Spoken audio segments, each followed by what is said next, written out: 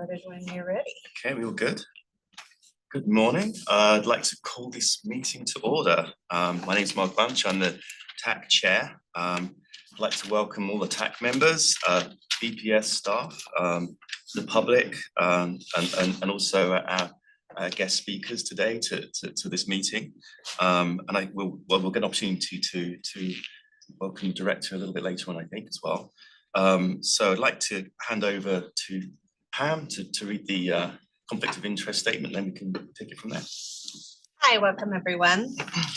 Members of the Renewable Fuel Standard Technical Advisory Committee include representatives of fuel producers and suppliers who may have a potential conflict of interest when participating in the committee's creation and submission of recommendations to the BPS Director. If you have a potential conflict of interest, please state your name and the business with which you're associated. After disclosure, committee members with a potential conflict of interest may participate in any subsequent discussion and vote on the issue giving rise to the potential conflict of interest. So how we typically manage this is through roll call, but since we have panelists here today, I think we'll just go around the room and ask everyone here to introduce themselves, state your name, your organization, and maybe where you arrived from today or your last point of origin.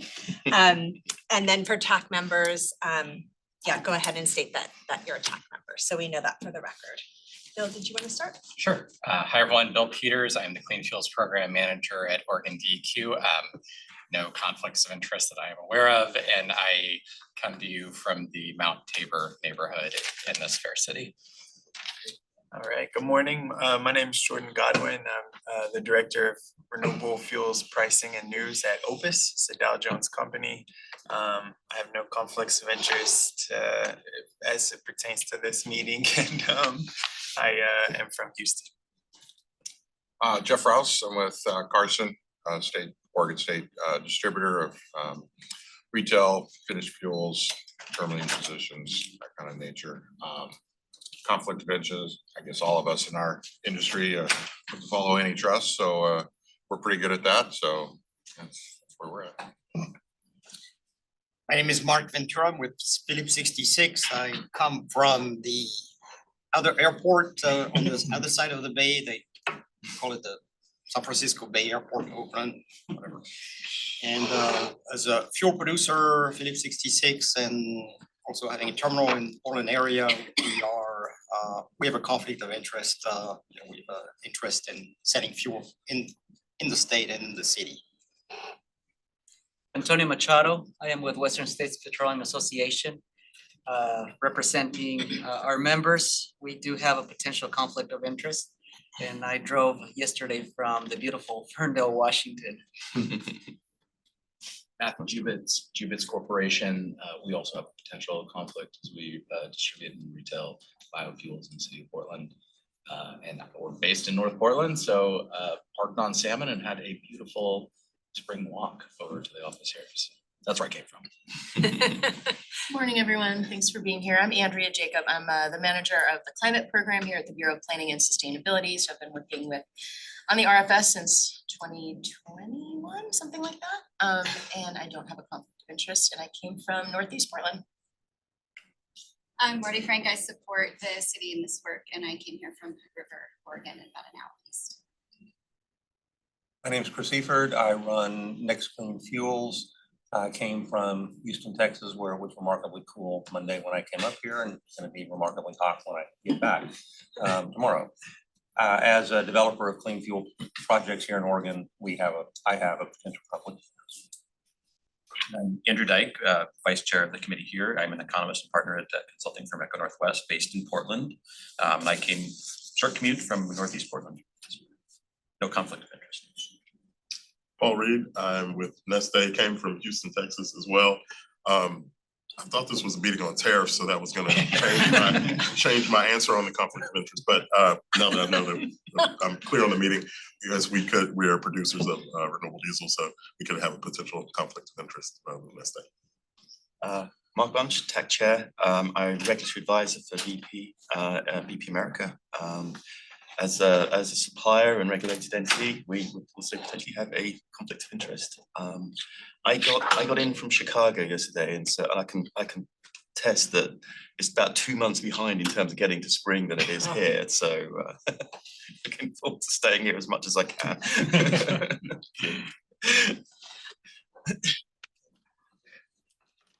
Do we have a quorum?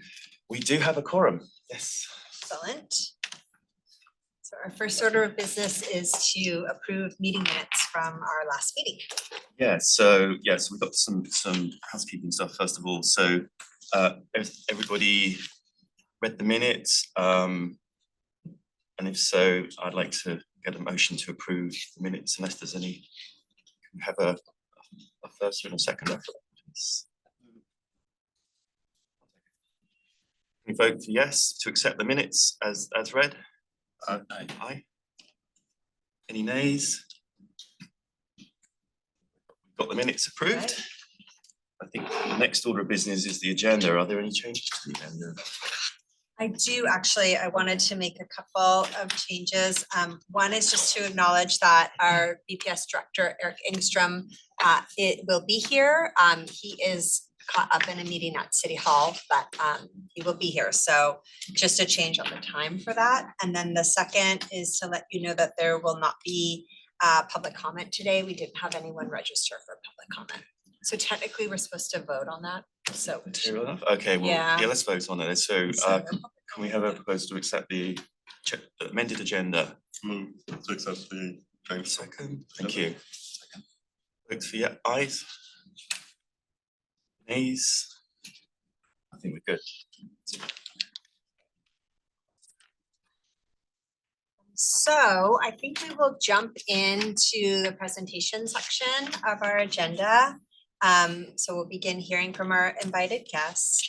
And I would just ask members of the public that are here, hello to all of you. Please do go ahead and put any questions you might have into the chat. And after the TAC has an opportunity to ask our panelists questions, we'll go ahead and get your questions answered as there's time available. If we can't get questions answered, I can follow up with you after the meeting. That's how we managed it last year. So we'll go ahead and manage it the same way. So our first speaker is Phil Peters, and he leads the Clean Fuels Program at the Oregon Department of Environmental Quality, which he's worked on since 2016. Prior to that, he was a journalist covering North American environmental markets at Argus Air Daily. Welcome, Bill. Marty's gonna get your presentation is up and ready to go. There you go. Thanks everyone for having me. I'm gonna apologize in advance if I forget the order of my slides. Usually that's the thing I do right before these meetings, but DEQ got hit by a cyber attack yesterday, so I cannot access my email or any of my files. We are limited to just Teams. So also, if you have emailed me and I have not gotten back to you, that is why I'm not allowed by my IT department to look at or respond to emails. So that's been fun. But I'm glad to be here in person where all that stuff does not affect my ability to work. So next slide, please. Just to start off, we're in the Clean Fuels Program. A lot of you in the room have been dealing with my program and either enjoying it or having headaches over it since 2016. So I won't go into all the details, but we have data through the third quarter of last year. I only did the update of the slide through the first half. It shows that we're on track to hit the 10% reduction target this year. We had a 9.6% reduction achieved in the first half of 2024. We'll see when the full year data comes in. We're in the middle of auditing that for the disruption because we got the Q4 reporting in at the end of March. So we'll get that data published in early May. I'm hoping to still try and keep to this normal schedule and get it published in the first day or two of May. But with the IT stuff going on, it may be delayed at this point. We're working through it and just trying to figure out what makes sense and just want to make sure we have a good chance to look at the data before it gets published. So otherwise, the Environmental Quality Commission, that is DEQ's rulemaking body, approved rules in 2022 to extend our targets out to a 20% reduction in 2030 and 37% reduction in 2035. And those are our North Stars the next few years as we try and at the state level work to decarbonize transportation fuels. Next slide, please. The main things I'm gonna talk through that I think will be of interest to this group. So we did have a rulemaking that wrapped up in January, once approved, where we were updating the core carbon intensity model that we use to calculate carbon intensity values for the Clean Fuels program that are used by the Portland RFS. Those new values will take effect next year in 2026. What we're doing this year, basically all of the fuel producers, including some of you in this room, have to submit these annual fuel pathway reports, which are our way of checking to make sure that the CI values used in the Clean Fuels program are good and stay good. This year, what we're doing is everybody had to submit 2 versions of that model, the old version and the new version. Old version remains in place this year. This fall, we have a lot of work ahead of us because we'll be issuing all new carbon intensity values under the new model for 2026 reporting. So we're gonna get through the verification cycle because nearly all of the fuel producers have to go through third-party verification. Once all that data has been checked, then we're going to take all those updated carbon intensity models, review them ourselves, and get all those CIs issued for use in 2026. Our goal is to get them all done by December, very early January. Q1 reporting starts in April, so that gives us a little bit of a buffer, but that's our goal, is to try and get them all done by December. We'll be doing a lot of work and to get that done. Next, and actually one other point that also the slide gets to, so actually you can go to the next one, sorry. We do, whenever we update the core carbon intensity model, and those updates include just a ton of different changes in the model, to updating emissions factors, updating our understanding of certain areas of the science, bringing it in line with the California version of the model that was also going through updates last year that are very nearly in effect. They had a little bit longer of a rulemaking than they were anticipating, but they're close to done with it. Those changes basically have small effects on all the CI values that we use in the program. Like natural gas, the carbon intensity went up a bit because we understand now that there's more methane leakage than the last time we updated the model, which was back in 2017, from just the natural gas being moved along the pipelines, not wellheads. In terms of the fossil fuel carbon intensities that are on this slide, we had an updated model that allows us to assess the carbon intensity of crude oil, and we applied that to the slate of crude oils that go into the Washington refineries, which are basically like 95-ish% of our refined products each year. On the fossil side, come from the Washington refineries. We use the crude slate that goes into those refineries to model the Oregon gasoline and diesel numbers. That went down a little bit, largely because of improved modeling of Alaska North Slope crude. If you want more details on that, I can go into a lot of detail, but I'm gonna leave it there for now. On the diesel side, what will affect fossil diesel and then also affects biodiesel, renewable diesel, importantly for this group, is that we in-use testing of diesel engines found that there is increased nitrous oxide emissions more than we understood previously. So nitrous oxide is N2O. It is also known as laughing gas. Your dentist might have offered it to you at some point, but it's a potent greenhouse gas. It's about 300 times more potent than CO2 on a pound per pound basis. So a little bit more of those emissions from diesel engines resulted in about like a 3-4 gram increase. I was going to look this up, but again, the IT issues, so sorry. So that increases the carbon intensity of both fossil diesel, but also biodiesel and renewable diesel, because the in-use testing was over a bunch of different fuels. And basically my understanding from CARB, because it was one of their research projects that found this, was basically they were just running a bunch of those fuels through those engines, and that's just, they're filling up a couple of with just whatever fuels they had available. So it's just kind of across all of those fuels, the nitrous oxide emissions were a bit increased. Do you have a question? Yes. So I just wanted to ask questions now. Yeah, if you need clarification, yes, please. Yeah. Just some on the clarification on the testing is for California, the new technology diesel engine ratio similar to Oregon, and if you're reading across. The fossil diesel engine should be about the same. I think the in-use testing was both for new technology diesel and the older technology diesel, maybe prior to that regulation coming into force ones. I know it's over a number of different vehicles. I would need to go back and look at the study to pull more details. My brain is only so good at remembering things. I guess I would say that it sounds like CARB just said, hey, we're not gonna do a slate on renewable, bio, and we're just throwing them all in there. And this is what we came up with, and we're just gonna apply them across the board. Sounds like CARB. I mean, I don't know as Oregon why we have to. Is there any thought of exempting the diesel and bio from that? Because it would be a totally different result. I don't know that it would be. So we didn't have any like in-state testing that would tell us differently. Like we'd asked for that during the rulemaking process. Okay. So if somebody had come to us and said, we have also put sniffers up the tailpipes of these engines and we see what the emissions profile is here, we would have used that data. We don't have better data than the California in-use testing at this point. You know, and it was on different vehicle types that would be analogous to like the newer diesel engines up here and also some of our older fleet. So, you know, if we have better data, we're open to updating it like with everything else we have in the program, but we just didn't have any localized studies. You think somebody did that? You think somebody There's a has done that? study out there, biodiesel's about 10 to 15% under conventional, RD is about 25 For nitrous or for NOx? for N2O. Okay. Yeah. I'd love to see it. It Yeah, wasn't I'll see submitted if I can during our go dig it up. rulemaking. Yeah, I The mean, that's the coming. reaction's different. Yeah. between the two. Yeah, I mean, at this point, the rulemaking's been adopted. It wasn't submitted during the rulemaking, so it'd be another rulemaking to adjust the models. CI reductions net of that, yeah. The 101 compared to 104. yeah, so 104 is the new carbon intensity Right, value yeah, yeah. that will be in effect next year. 101 is what is in effect this year and in the since 2018, basically, yeah. So we had a bit of a benefit in terms of modeling around the crew, but then we had disbenefit. Yeah. Yeah. So, but I say that to just say that for the biodiesels and renewable diesels, all of those will be absent everything else going on with their life cycle carbon intensity. They'll be a little bit higher because of the tailpipe emissions, because that's just applied across the board.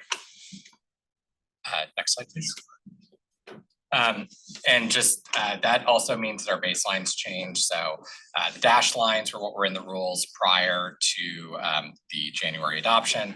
The solid lines are what changed from the January adoption. So the percentage targets remain the same, but the percentage is off a new baseline value. So because the carbon intensity of diesel went higher, that means a 12% reduction from that value is a little bit higher than it was when the value was lower. So that's just where that spread comes out. Gasoline, because the gasoline carbon intensity went down, the gasoline standard goes down a little bit. And that's the same we've done in the past. It's not as noticeable because the percentage requirements weren't that much, but if you see at the very beginning of the program between 2017 and 2018, the lines look a bit weird. That's the last time we updated the model. So this is just our normal practice. All right, next slide, please. For our so this slide is basically the percentage for all of the diesel that we use and how much of that is biodiesel and how much of that is renewable diesel versus fossil diesel. So fossil diesel is in black to give you a nice black background there. And then biodiesel is in the darker green and renewable diesel is in the lighter green. So as you can see, we got up in the data to high 30s between biodiesel and renewable diesel in late 2023, early 2024.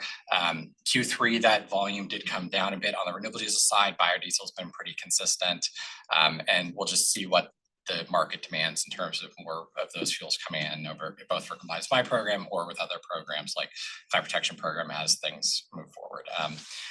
I've been in this job long enough that I don't make predictions about the future because I know they'll be wrong. So we'll see what happens there. You're gonna hate Q1. We'll see. I mean, it's already done, so Yeah. yeah. Anyway, so this is the average carbon intensities of biodiesel or renewable diesel that have come into the program since 2022. And this is, to be clear, an average carbon intensity for all gallons reported to the Clean Fuels program. So I was, before everything went down yesterday, going to try and do a little bit nicer version where I tried to do some binning of like the lower CI biodiesels or renewable diesels versus the higher CI ones, but that did not happen. So the short version, for biodiesel, which is in the darker green here, it's ranged in the upper 40s on average across all of that. It's higher than it used to be. That's largely because of sequential, the biodiesel plant being shut down in order for that feedstock to go elsewhere. So we don't have a lot of the used cooking oil biodiesel that was very low CI because sequential was generally around like 18 grams in the market anymore. So that's been backfilled generally by higher carbon intensity biodiesels that come from plants or other things. Renewable diesel is around 35 over the last few quarters in terms of carbon intensity on average. And as you can see, it has varied a bit over time, but as we've gotten more volume, that variability is kind of evening out. Any questions there? Slide. This is the program I don't work on, so I am going to say what I have on the slide, and if there are detailed questions, refer you to my colleagues that are busy implementing this program. But the climate protection program was readopted by our commission. It is in effect this year. The first compliance period for that program is 2025 to 2027, with the compliance due the year after that, once we get the 2027 emissions data in. For biofuels, I mean, some of you were on that rulemaking advisory committee and can speak to this as well, and if not better than I, because I am off in my own program land most of the time. But the scope and who's regulated is generally the same as under the prior iteration of the program. Biofuels remain a key compliance pathway for fuel suppliers in the program because biofuels don't generate the same compliance obligations under the program as fossil fuels do. So if you swap out a gallon of fossil diesel for renewable diesel, you will have less of a compliance obligation under climate protection program. So it should push for increased biofuel use along with all the other work it's trying to do as our state's overall climate policy, just to try and have us hit our statutorily the goals that the legislature has set in statute for the state to reduce our carbon emissions. But to be clear, Bill, that's volumetric and not CI. Yes, that's on a volumetric basis. So it will support more biofuels. It doesn't care what the biofuel is made from. That's my program's purview. Next slide, please. And then finally, I was asked to speak about the fuel supply forecast. This is an annual process we go through. It's been in the program statute since day one, basically. In 2017, the legislature required that the Department of Administrative Services Office of Economic Analysis, which is where the state economist is housed, does this analysis in partnership with DEQ. The intent here is to determine if compliance with next year's clean fuel standard is possible. Are the fuels that are needed for compliance commercially available? You know, it's not a price-based forecast. There are a number of caveats we have to give about it, right? Like we have the credit clearance market mechanism that sets a cap on credit prices. This is really just trying to see, like, are the fuels out there? Are the CIs available? Are there any like significant constraints that prevent them from coming to Oregon?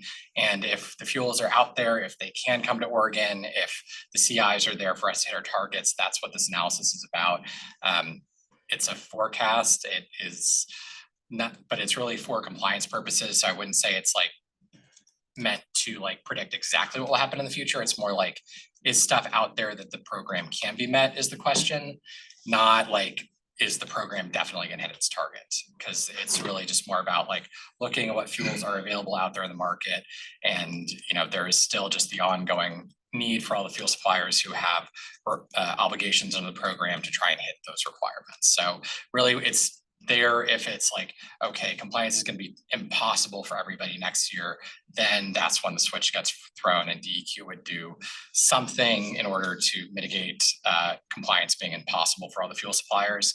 That switch has never been thrown. I don't expect it to be thrown in the near future, just given how things are shaping up and the renewable fuels and other fuels that are available at this point. We seem like we're in a pretty good place to hit those targets. So it's due 90 days before the 1st of January under the statute, which is roughly October 2nd.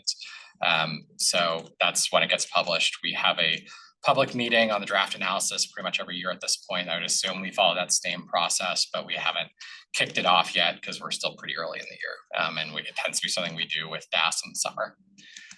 Any questions? That model's not affected by like, say like a state like New Mexico putting in their own renewable fuel standard? That's a great question. So that's something that's come up a number of times back to like when we were first starting with DAS. You know, fundamentally, everyone will always have to compete for fuels from somewhere else. So we haven't adjusted how the analysis has been done when like Washington started their program a couple of years ago. Because, you know, I mean, one, there is been a fairly significant build out, especially of renewable diesel, but there's always been a pretty large amount of supply of ethanol and biodiesel. So, you know, we generally view that competition as, and this is me speaking personally, not for the forecast, or not personally, but for DEQ. Like my view is always just that additional demand for these fuels helps improve the economics of the renewable fuel producers. I know there's at least a couple of you in the room, so if you have strong disagreements, please let me know. You know, Strong it gives, yes, well, but you're not the producer, so. But California is already short, so there's not.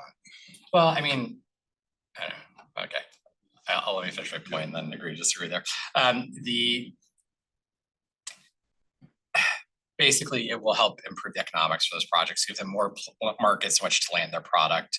New Mexico has about half the population of Oregon. I don't know exactly what their fuel demand is off the top of my head, so I would expect that there is some demand there, but they're also, you know, located in a fairly geographically different area of the country than we are. The logistics there are different. Like I even notice just talking to producers, you know, there are a lot of producers that will send fuel to the Northwest that will not send into California because the rail rates just get too high for it to make sense. So they'll be pulling from a slightly different mix of producers than we will. Some of them are going to be the same. There are going to be producers that definitely have good placement logistics to send to both markets, but I wouldn't view them coming in as like being a bad thing. Like we generally support our sister states adopting these programs. I've been working on this since 2016, so clearly either I believe in it or I'm just stuck here, and it's more that I believe in it. So yeah. Thank you. We should take questions on the presentation from Bill first, and then we'll do a pause on the presenting. Go ahead, Mark. So yeah, Mark Ventura with Philip. So I have an observation from this presentation. Thank you, Bill. In light of what BPS is doing with this, specifically this carbon intensity. So as you know, the BPS program has essentially two components. One is a volume base, and another one is the CI base of 40. So the CI base of 40 was, in my opinion, is an arbitrary number, but it's a number that was at least reference on the Oregon GREET 3 model. As Bill showed in his chart, because of the change to the GREET model, a diesel fuel, regardless of what that fuel is, biodiesel, renewable, or petroleum, will have a higher CI with a GREET 4 model, about 3 to 4 numbers. So, and what DEQ does, and rightly so, they readjust the standard to take into account that increased CI. As you saw on one of the slide, you have now a higher CI reference for the petroleum diesel, and the percentage of CI reduction are whatever are in the regulation, but the absolute CI are higher. So in my opinion, BPS should make an adjustment at least to consider the change to the GREET 4 model. And for what that would mean is that 40 CI limit, if that's the right limit, should be at least 43 or 44 to take into account that model change, at least once, once those new CI are adopted, which would be, I guess, 2026. That's when the CIs will take effect. Yeah, so that's my kind of conclusion of that presentation, and then we can discuss later on, what that CI should be. But if we say we have a reference in the GREET 3 model, that reference should be changed to meet to be consistent with the GREET 4 model at the least. Isn't the 40 in the statute or ordinance or whatever it was in the city of Portland? Yes, that's correct. So it can't be changed administratively. We could have to go through. It's in the code, right, Kyle? Yeah. It is, but the ordinance gives the director the ability to change it through interim. Change the code. authority. Okay. You have to, Yeah. I don't know. I remember a lot of the discussion around that. It was spirited. I think there would be pushback on that.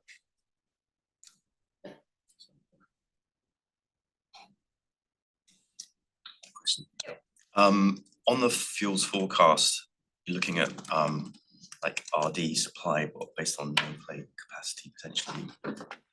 Take into account isomerization and what might be suitable for Pacific Northwest, or is it basically just looking at it as a general population? Yeah, it's a great question. So we are limited by what data we can get.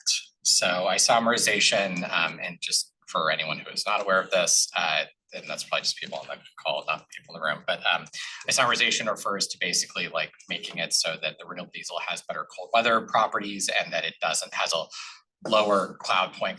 Basically when it stops being a liquid, it starts being more jelly and not really suitable for moving through an engine.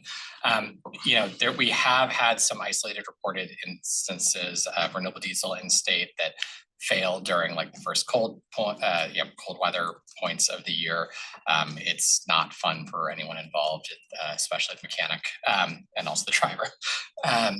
We don't have good data, honestly, on how much of it is isomerized. I have been asking, I know there has been some work being done to like test cloud points, and I've done some own work myself, just trying to get more of the certificates of analysis, some people remembering the name, that would have that on it so that we have a better sense of what the cloud points are over time. Cloud point can also be mitigated by not selling it as R99, but having it in a blend with biodiesel or fossil diesel. And we also have just ULSD number 2 has issues with cloud points sometimes in other parts of the state where you're pretty regularly cutting it with diesel number 1, which is closer to aviation fuel and kerosene, just in order to have it have good cold weather properties, especially in the eastern parts of the state where it'll get below 0 pretty frequently. So we don't take it into account just because we don't have good data on it. The other thing that's always tricky is its annual compliance. You could just target all the RD coming during the summer and then like have less of that. I mean, that has been an ongoing issue with biodiesel, which also has those cold weather issues, but also one that largely I think has been sorted out by the biodiesel industry as it's been in place for 15 plus years now. I mean, definitely there were a lot more complaints about it early on, and the biodiesel industry came up with new processes to deal with that. So I guess, as I've told several renewable diesel producers, please make sure you're sending appropriate fuels to Oregon in winter. It does get very cold up here. We don't all live in Los Angeles from a temperature standpoint. So yeah. I guess to dovetail on that is the other part of that is, I mean, obviously, yeah, if you try to, lower the cloud, your yield goes bad quick. But so many producers in California and stuff that are producing, or people that are producing, they're producing it for the California market. So therefore their cloud is so high that that product, even though you may say that that product's being produced, isn't suitable for Oregon. And they're not, they have no real incentive to reduce their yield just to sell to Oregon. So I think that's something to kind of take in consideration, is how much of that product, even though it's a nameplate X barrels, how much of it really is suitable to come to Oregon. Yeah, I mean, if we had more data on it, I would be interested in seeing it. I mean, I guess the other thing I would just say is that we do have, we were talking about New Mexico a minute ago, which also does get below freezing because it's the desert, but we also have the Canadian federal program that's in effect. The BC program has been demanding more renewable diesel. So there are, and also Washington came in. So we do have like a northern tier of jurisdictions now where it does get quite cold. So hopefully those producers are starting to take that into account, because otherwise they're blocked out of those markets for significant portions of the year. And to be fair, I've seen reasonable cloud points for a number of different producers. You probably see more of those analyses in your organization than I do, but I have seen several of them that are getting down into the teens and 20s. So, it's not what I would send to, Burns in Eastern Oregon in the middle of winter, but in the Valley. And I'd be happy to provide, because about a month ago, I took a sample from every terminal that had Renewable in it and had the cloud ran on it. So I have that data, and it's, it wasn't that bad really. But when I say it's not that bad, it's not that bad for Portland, but I can't take it to, lots of parts of the state. There's just no way, The problematic is you get Renewable in an engine and it does clog.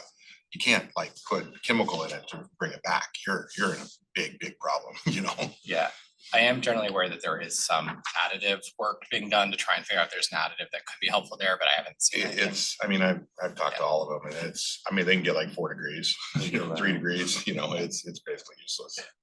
Can I just want to call out on time. We have only about 10 minutes left to kind of finish this segment, and we also want to introduce Eric. So maybe just can I just call for last comments, and we can. I'll catch up with you later. We can come back to this. We're off schedule and I want to be mindful of Eric's schedule. Welcome, Director Engstrom. Thanks. I didn't prepare too much to say, just other than to thank you all for being here, and to just reiterate that the mayor and city leadership remain committed to this program. You guys are important inputs to the next steps in this, and which we take seriously, and really appreciate your time. And I've been getting a lesson in this topic over the last few months. Thank you, Director. And I did look into the code and I should never doubt Kyle. The city administrator does, well, so that's proxy for the administrative side, may establish and revise as necessary standards for the carbon intensity of biofuels. So we do have that. We wouldn't have to make a code change. So that's. Yeah, we recently, we're in the process of going through our administrative rules to change the wording because all the delegations have changed with the introduction of a city administrator and a deputy city administrator. So some of the codes where it used to say director now say city administrator, but they've delegated back to us for the most part behind the scenes. So again, thank you. Thank you. So on behalf of the TAC, we're very much looking at supporting you and the BPS team.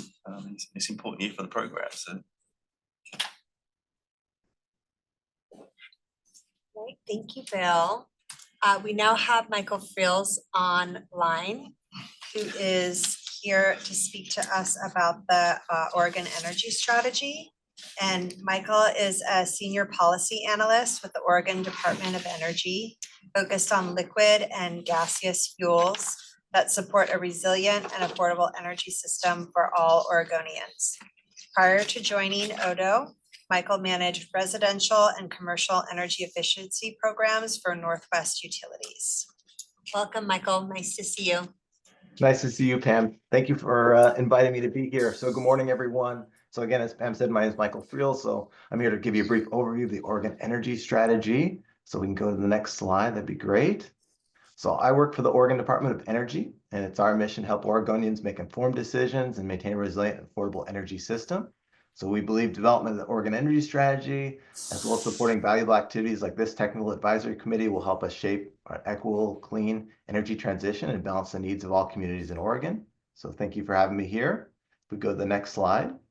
So this is a visualization of Oregon's greenhouse gas emissions over time with energy sectors stacked on each other. I know you're focused on transportation fuels here today, but all these different resources or all these different sectors contribute to emissions in Oregon. And the energy strategy is our opportunity for us to evaluate how to meet Oregon's forecasted energy demand while reducing greenhouse gas emissions 80% by 2050, which is the pink line below. So that's what we're trying to hit by 2050. And that's from Executive Order 2004, set this target for the state.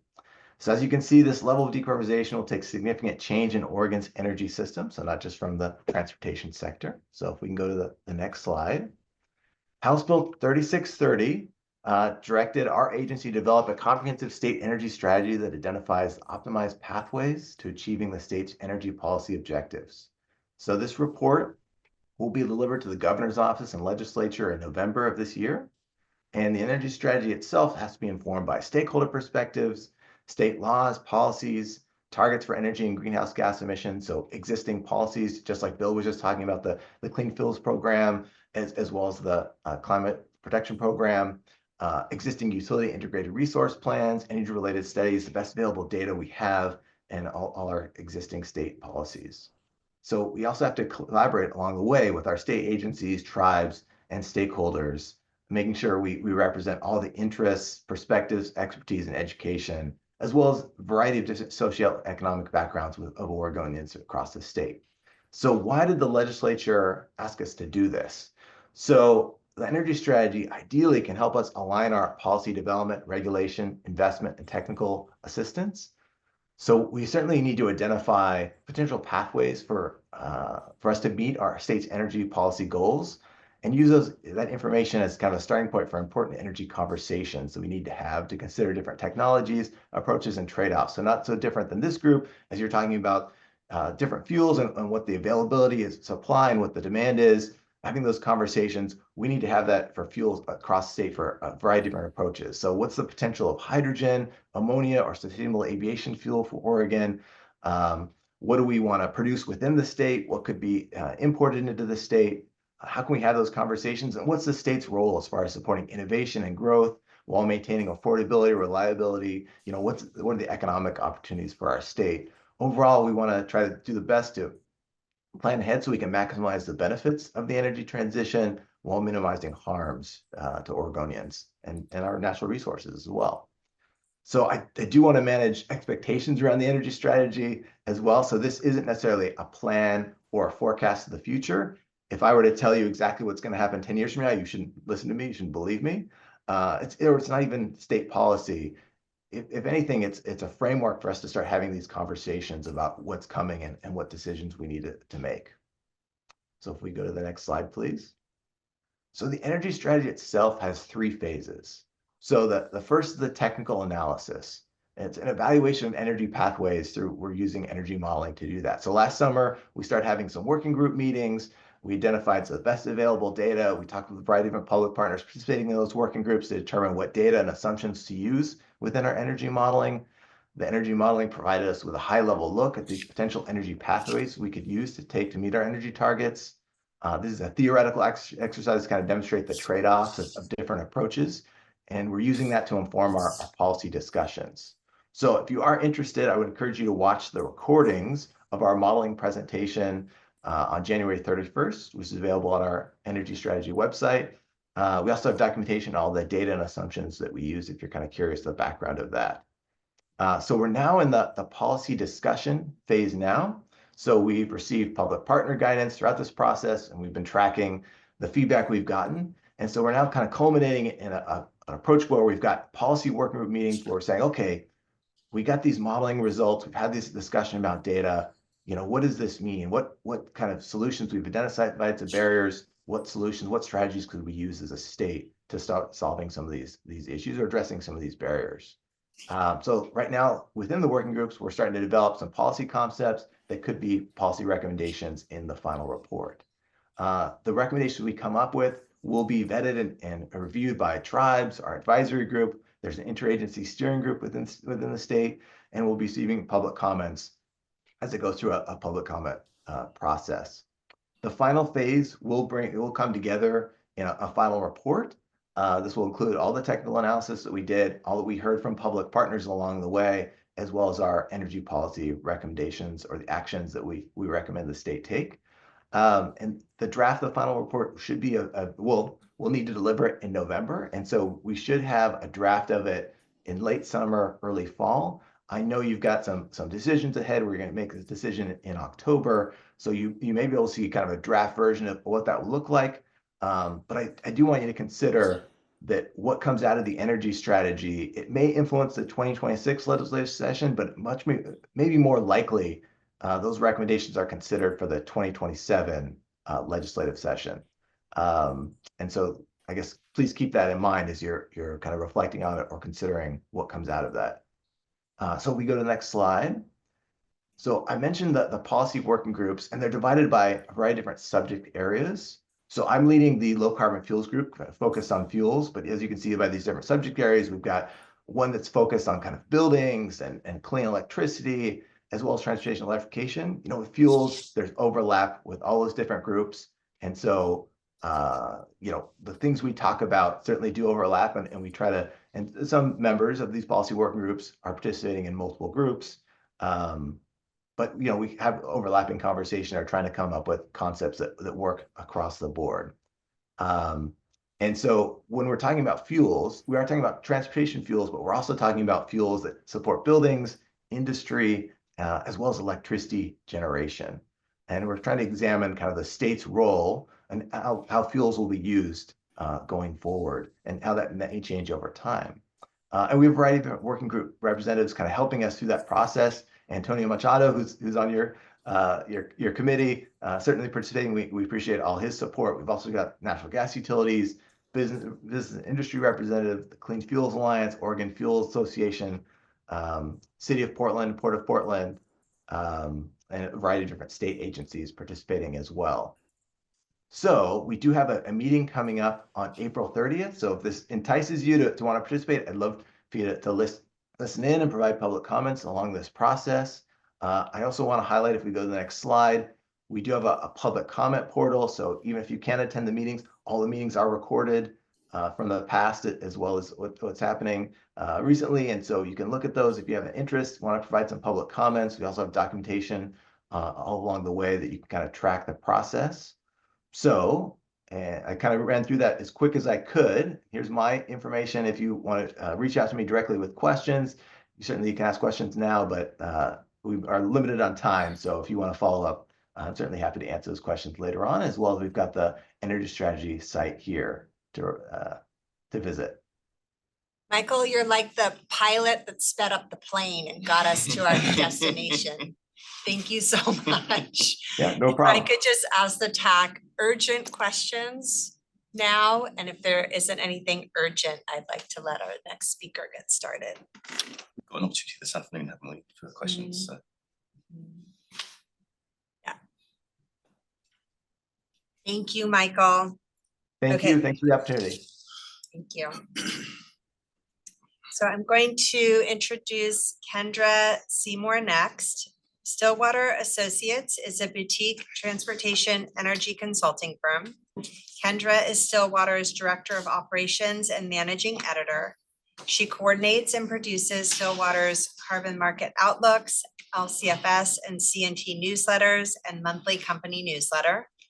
Kendra is responsible for developing and editing content on a wide range of transportation energy issues, including policy, logistics, mergers and acquisitions, and renewable energy markets.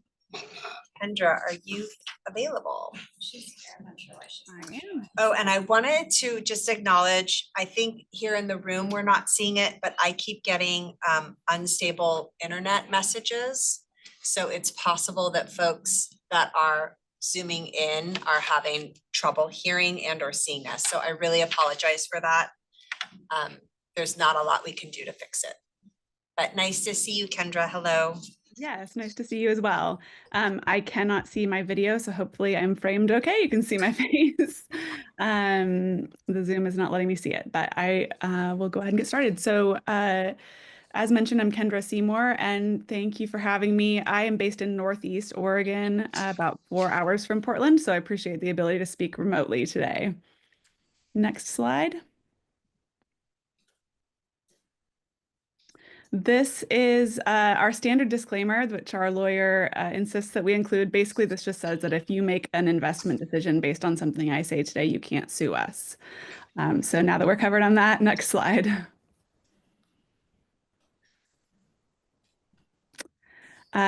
So just a little bit about Stillwater. The introduction helped here, but we are a boutique transportation energy consulting firm based on the US West Coast, but we do have associates across the globe. What makes Stillwater special is that our senior subject matter experts come from long careers at major transportation energy companies and or state agencies. And these extensive backgrounds really help us to see things that others miss. We are leading experts on renewable fuels markets and the regulations that drive them, which is why I've been asked to speak with you all today. Next slide. Today, I plan to speak to the findings of Stillwater's Pacific Northwest supply and demand outlook, the current incentive stacks, that's credit market incentive stacks for renewable diesel on the West Coast. Just quickly, we'll touch on other states that are considering the addition of low carbon fuel programs, which I will refer to as LCF programs. And then finally, just a few key considerations for this TAC to keep in mind as the Portland RFS is implemented. Next slide. Okay, we'll start with our Pacific Northwest total diesel demand and renewable diesel and biodiesel supply outlook. Next slide. Stillwater has developed a deeply informed view of the demand for petroleum fuels and the supply of renewable fuels on the US West Coast. And we break that into that West Coast market into 3 enclaves. So that's the Pacific Northwest, Northern California, and Southern California. What's displayed here on the slide today is our most recent Pacific Northwest enclave outlook for total diesel demand, and then RD and BD as a portion of that total diesel demand. This outlook shows total Pacific Northwest diesel demand decreasing slightly from 145,000 barrels per day, KBD, in 2023 to 140 KBD in 2035. We don't see a lot of growth in BD supply. That's the green portion at the bottom of the figure. Our outlook shows just a slight increase in BD from 10 KBD in 2023 to 11 KBD in 2026, and then it remains pretty flat through 2035. RD, of course, is a different story, as shown in the yellow portion of this figure. According to our outlook, RD will increase from about 8.5 KBD in 2023 to 99 KBD in 2035. So all told, based on our outlook, we see Pacific Northwest RD and BD supply totaling about 46% of total diesel demand in 2030 and rising to 79% of total demand in 2035. An important sort of caveat here, we refresh this outlook annually unless someone asks for an out-of-cycle update. And so what's displayed here does not consider the possibility of a recession, the impact of new tariffs, or Trump's recent executive order, which targeted state climate programs. So at a very high level, you can take this picture and then think about how on-road fuel demand tends to decline during recessions. Tariffs that stick could further impact the low carbon feedstock markets, especially, and successfully wiping out state climate programs would impact fuels demand.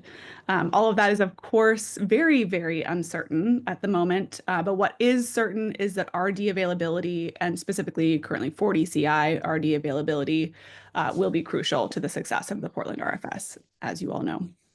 Next slide. So where is all the RD going to come from? The map here illustrates the fact that there's a lot of production on the Gulf Coast and the mid-continent, as well as in California, but as I believe all of you know, not much production in the Pacific Northwest, and currently none in Oregon.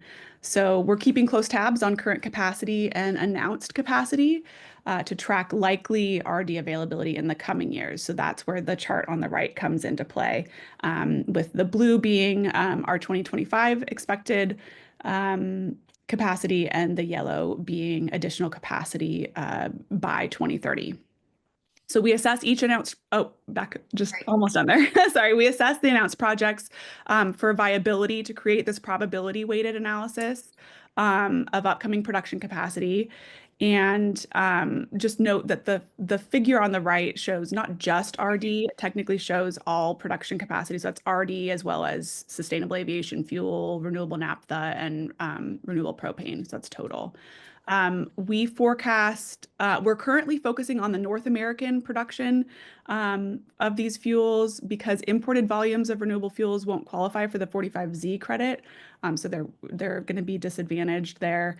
And this shows that the RD production in North American markets will be 400 KBD in 2025, and then according to our analysis, we see North American production peaking at 446 KBD between now and 2030. The important thing to note here is that not all of this production capacity, of course, is convenient to the US West Coast. For 2025, we see 252 KBD being advantaged on the West Coast. And then by 2030, we see 302 KBD being advantaged. So that's about two-thirds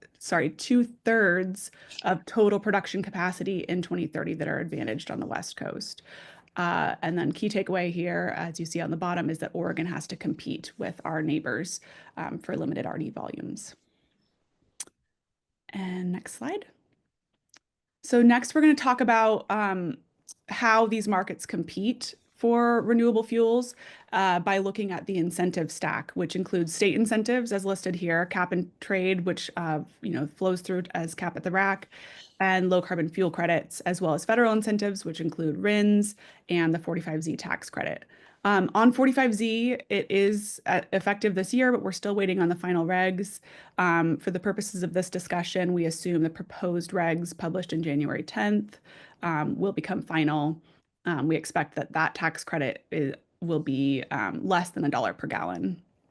Cap at the rack, LCF credits, and RINs prices are the pieces that move with the markets. And so that's what changes those incentive stacks value over time. Next slide. So here is a sample incentive stack value, which we calculated based on February average prices. This is specifically for 40 CI RD, and it shows the differences between Southern California, Northern California, Oregon, and Washington. This is something we're going to be providing it as a monthly update in our Stillwater's LCFS newsletter beginning this month. So if a view of this on a monthly basis would be helpful to you, you'll want to subscribe to that. But talking to the February data, just as an overview of what's included here, the incentive stacks are made up of two types of value. The first is the cost to the fossil fuel supplier. So this establishes the base value of the fuel in the market and includes the average reported spot price for fossil fuel, along with any of the added costs of LCF programs or cap at the rack fees. That's the bottom portion of these bars, and it totals up to that black diamond dot there. Then on top of that are the environmental attribute credits.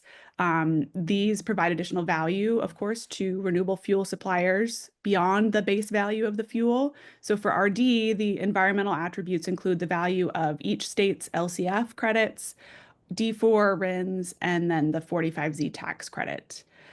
Looking at specifically at these stacks for February, as you can see, for LCF credits based on February pricing, California offered the highest LCF value of all three states.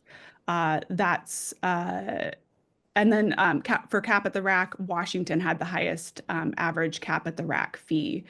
So that kind of, each of those boosts those stacks. We do not, and this is important for Oregon, we are not currently seeing the cost pass through from the climate protection program. So, like you're seeing here for cap and invest and cap and trade. So we don't currently show that as adding cost to the fossil portion in Oregon, but we're keeping an eye out for it, and we'll add it in once that becomes a bit more transparent. The key takeaway here is that Oregon's incentive stack is going to need to compete with the neighboring states to attract low CI fuels, but California is currently the most attractive market. So Portland's 40 CI cap, which limits which RD can be used to meet the city's RFS, will also make it hard to attract that type of fuel if our incentive stack isn't competitive. Next slide. I'm going to touch on this just very quickly. What we just viewed was a snapshot in time from February, but these markets are very dynamic, and we've seen a lot of volatility in recent months. Currently, we're looking at some sort of additional regulatory and legislative volatility as well. The Washington legislature is considering a bill that would increase the stringency of that state's CFS. And CARB is, of course, working through the administrative hurdles with OAL in order to implement the 2024 amendments in California, which also include more stringent CI reduction schedule. So the takeaway I would say here is that Oregon's incentive stack may become even less competitive if the CFP and the CPP fail to keep pace with Washington and California. Let's keep that in mind. Next slide. So next, we're going to take a quick look at all the other states that are considering LCF programs. Next slide. Just very quickly, there's a lot we could talk about here, but this is an outline of all the legislative statuses for the states considering LCF programs. The ones to highlight, first, we expect to see complete set of draft rules for New Mexico's program later this month. Hawaii's bill has seen the most progress this session. It passed the Senate, went through the House, passed the House, and back to the Senate. And reconciliation is on the table now. So we're keeping a really close eye on that. And I know Corey Ann, who wasn't able to be here today, but I know she feels that New Jersey stands a good chance of passing a program, but that bill hasn't seen any movement in more than a year. So it's a little bit on the back burner at the moment. But the key takeaway is that as LCF programs spread, the competition for low carbon fuels will become even more intense. Next slide. We'll close with just a few things to keep in mind from Stillwater's perspective to this group. Next slide. Item 1, the competition for RD supply is heating up, and especially as additional LCF programs come online and imported RD volumes are restricted as they don't qualify for 45Z. That's not a hard restriction, of course, it's just that they are not as advantaged. Stillwater expects that the average CI of RD is going to increase as production capacity and competition for low carbon feedstocks increases. And provisions like the proposed ban of imported used cooking oil under 45Z and the impact of tariffs will intensify competition for low carbon feedstocks. So that's really important on that carbon intensity piece. Oregon's incentive stack is currently at a disadvantage, as we discussed earlier. So DEQ may need to take action to strengthen the CI reduction goals to support CFP credit prices in order to attract those fuels. And CPP might need to define cap at the rack fee to add clarity to the market there as to what the value is. And then finally, storage and distribution assets are crucial parts of the liquid transportation fuel supply chain, especially in Oregon, since we don't have any in-state production, as you all know. So adequate terminal storage and distribution assets are vital part of supporting the RFS's goals. And that's all I have for today.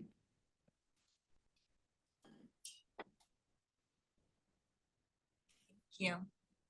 Yep. Hey, thank you for the presentation, Ender Reed with the Veste. Can you talk a little bit about how you analyze RD supply relative to SAF demand? Is that, I mean, you said they were in the mix together, so curious on that. Yeah, for the purposes of this presentation, we presented them as a complete total. The demand for SAF is of course shifting, and we do break that out in our full supply and demand outlook. For the purposes of this, however, we just blended them together. And in most cases, as you all know, that can shift between RD and SAF production at most facilities. So that's an ever shifting market. Great, thank you. Yeah. Quick question, in all your research, kind of on that line with the SAF, what have you guys done any analysis of, I perceive there's going to be a competition not only from states to the RD, but also within the product itself of SAF eroding the RD availability within the product. I mean, do you have any kind of curves as people look out, hey, this is how much RD is going to be available 2035, but do you have that curve of how much SAF is going to keep taken away from RD each year and what that remaining RD is really left? Because that to me is the biggest threat in all these programs is, these guys are economically fit, advantaged to more SAF. So to me, that's taking less RD off the market and then makes the competition even worse. Yeah, and you have to, of course, look at the incentive stack for SAF as well, whether SAF is actually advantaged, and we haven't found that to really be the case in most situations currently. So the pricing there doesn't actually incentivize shifting to SAF at the moment. Yes, to your point, any production of SAF essentially draws from RD volumes, and so it's that balancing act, right? Like you have this total, which portion of it will be SAF and which portion will be RD, but we're not seeing SAF being sufficiently incentivized to draw significant volumes away from RD at the moment, but we're keeping a close eye on that. I think most of the people in this room would absolutely agree with Kendra. I mean, RD is a more attractive product for now. Lots of people are talking about, man, we want lots and lots of SAF. They're not willing to pay for it. That's right. There's a lot of conversation around it. And of course, there are some sort of PR moves to look good as an airline, et cetera. But as far as large moves that are economically advantaged or economically viable, we haven't seen that yet. I guess the only reason I pointed out is because, there's several major producers, one major oil that has, 3 units. They've got one totally dedicated to SAF. Yep. There's another one that just converted away from RD, a significant amount of their RD converted to SAF. So even though it might not be incentivized, I do see, as we talk to these producers, they're actively doing SAF conversions. I also know that some other producers have some pretty large commitments over the next several years for SAF. So I think maybe if you've flown anywhere recently, maybe they can afford to pay more for fuel than we can. Remember, you make RD and then you crack it into SAF. I totally understand the process, so you can dial back. Yeah. Yeah. Hi Kendra, I've got a question, and apologies if I missed it. Did you include British Columbia in the value stack? We did not in this assessment. It was just California and the Pacific Northwest, just Oregon and Washington to keep it low. That be seen as a regional in the region as potential draw for competition for Oregon. And the other thing I was going to add, they're also going to have a SAF mandate kicking in there soon as well. So right. Yep. Yeah, and I didn't touch on SAF here. Maybe I should have given these questions. But our more complete full West Coast supply and demand outlook dives a lot more into that. And we do keep an eye on the BC market. It just wasn't covered here today. It's a good question.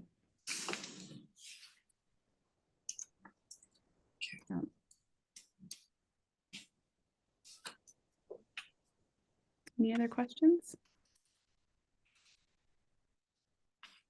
Thank you so much, Kendra. Thank you.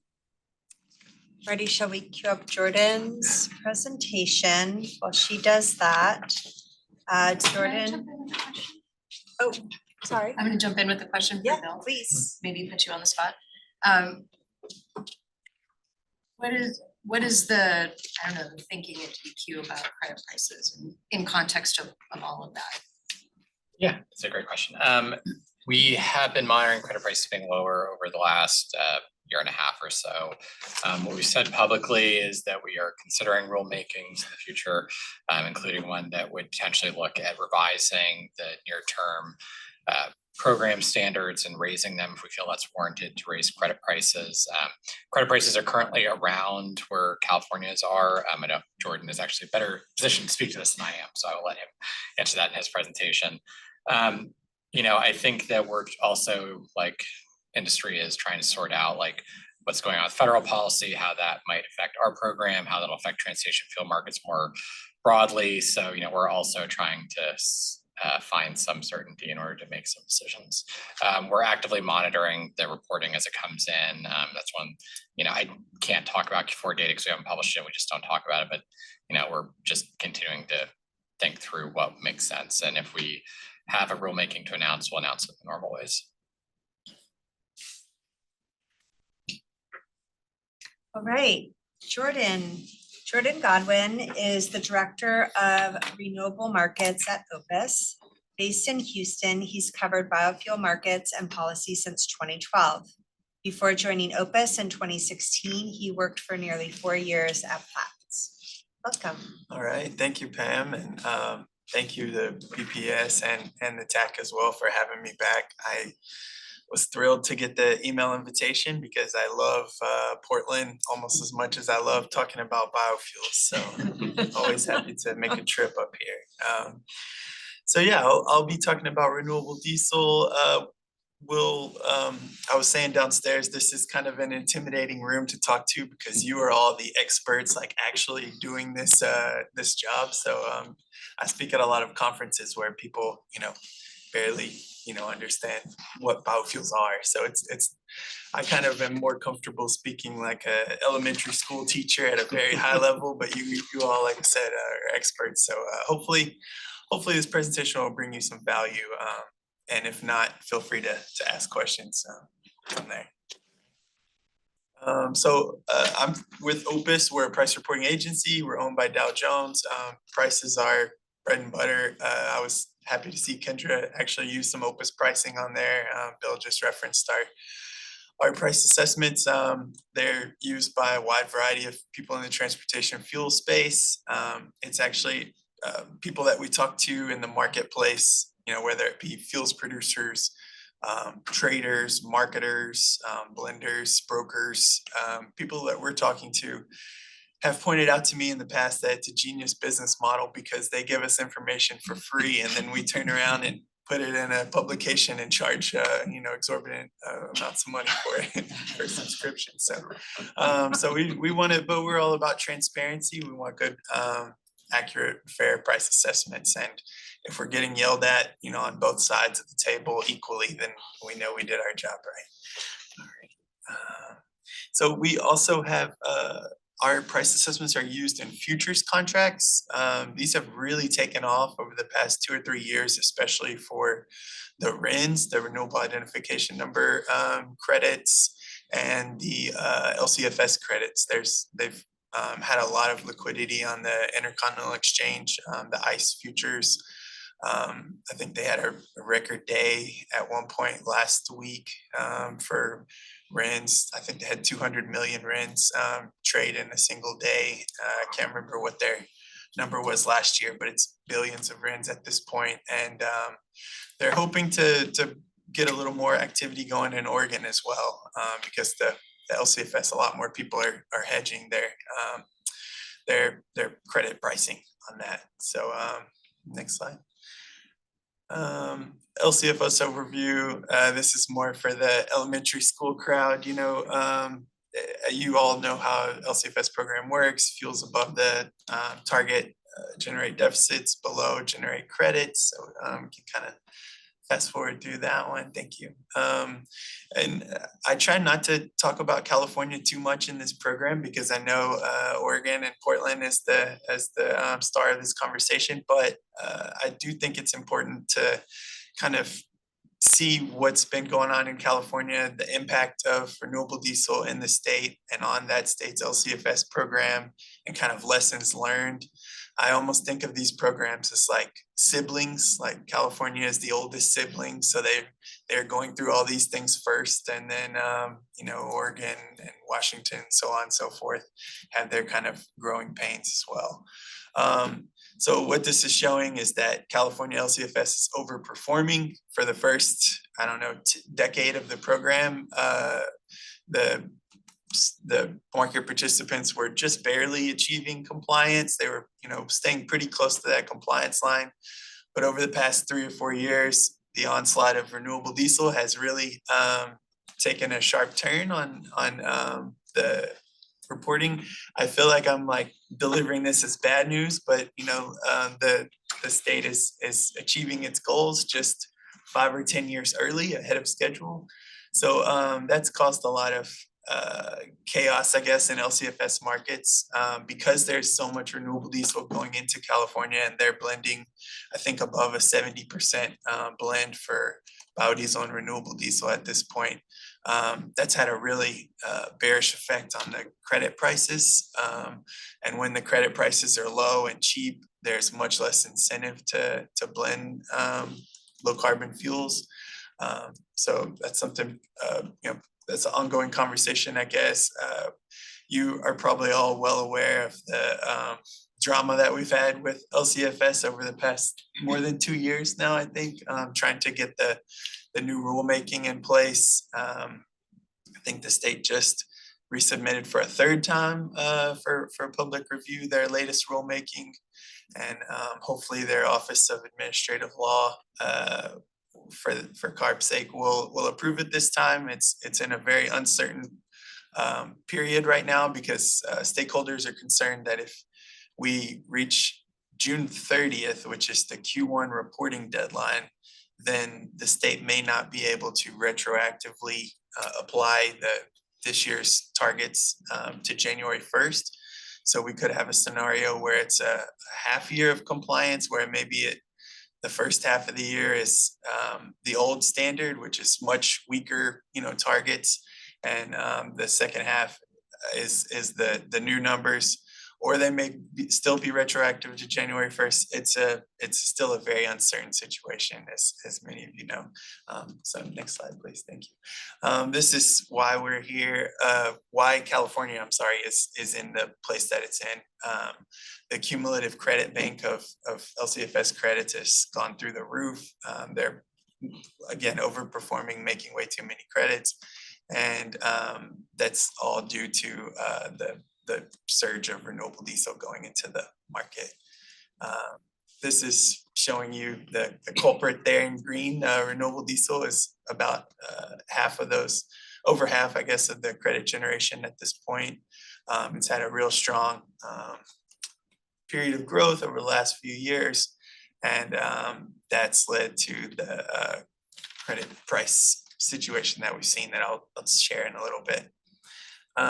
This is the production capacity. As you all are aware, we were less than 1 billion gallons per year just 5 years ago, and now we're probably going to top 5 billion gallons per year this year. Just tremendous growth in this space. Bravo to a lot of you. But it's caused some strange circumstances in California LCFS program. All right, these are the imports. As Kendra pointed out, Kendra's presentation was fantastic, by the way, and I'm trying to not spend too much time on areas where she just did an amazing job at covering, but imports will definitely slow down in 2025 because of the expiration of the blender's tax credit at the end of last year. We saw a surge of exports of renewable diesel and biodiesel into the US in December, and at the end, as people were trying to take advantage of the very last remnants of that tax credit. Now it's gone. Now it's much lower. I'll cover that in a little bit, but yeah, I don't expect to see renewable diesel imports anywhere near this 500 million gallon mark in 2025. Thank you. This is that LCFS price environment that I was talking about. For those of you that were around the program in that period, 2018, 2019, 2020, there was a lot of concern that the program wouldn't be able to hit the targets, that the targets were going to be way too stringent, way too ambitious, and there just weren't enough low carbon fuels to meet those targets. And then all of a sudden, renewable diesel, a handful of producers were making $2-3 per gallon margins. So everyone jumped on the bandwagon, everyone started producing renewable diesel, and everyone started making credits and generating less deficits.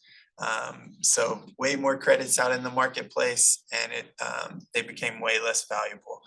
Yesterday, Opus assessed the LCFS credits at $57.25, I think. Don't quote me on that. About $57. Oregon was at $67, so it does have a small premium there currently, what we've seen. But that incentive stack that Kendra showed, there are a few other components, including cap at the rack and whatnot, that I'll talk about in a second. Thank you.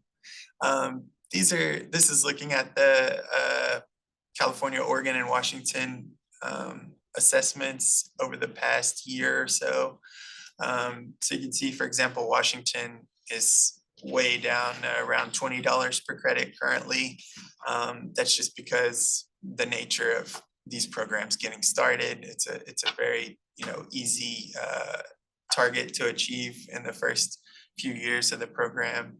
But as it ramps up, and we saw similar with Oregon, but as it ramps up and as the targets get, more real life, the credits tend to perk up a little bit. That's what we saw in California. There's been a lot of volatility in the California credits, mostly due to the rocky rulemaking process that's been going on there. Oregon has been relatively stable for the most part, compared to California, but it's only recently regained that premium. As you can see, it's been much of 2024 at a discount to California LCFS credits. Thank you. So these are our Oregon Clean Fuels Program assessments. This is what it looks like in our report.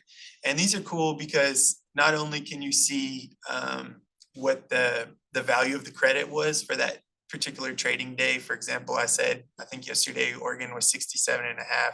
This may have been for at some point, I don't remember specifically what day, but it was 68.5, so about the same as where we're still currently.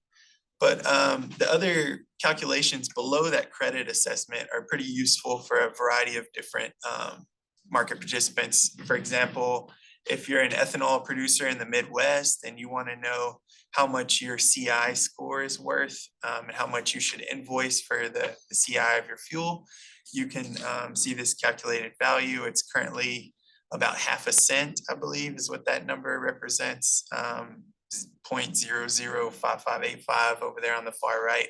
So that being about 0.5 cent, that means if you're an ethanol producer in Iowa and your CI is 60 and the guy down the street has a different ethanol plant and his CI score is 40, 20 points better, then that could mean you should expect to get about 10 cents different on the value of your fuel using the CI calculation there. And then below the CPG, it's kind of a cost per gallon estimate. So that looks at, based on where the price of the credit is, to import or refine a gallon of diesel and have to go out and buy your CFP credits to maintain compliance.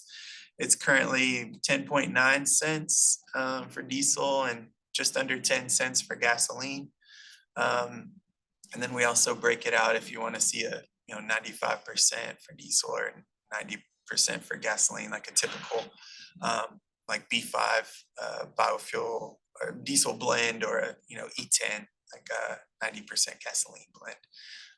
So that's and obviously when the credit price is, for example, much higher, these numbers will all be much more inflated. For example, if the CFP credit were double, you could expect the CI to be worth at least double. I don't think it's exactly 1-to-1, but you could expect your CI to be worth double and the cost of compliance to be worth about double as well.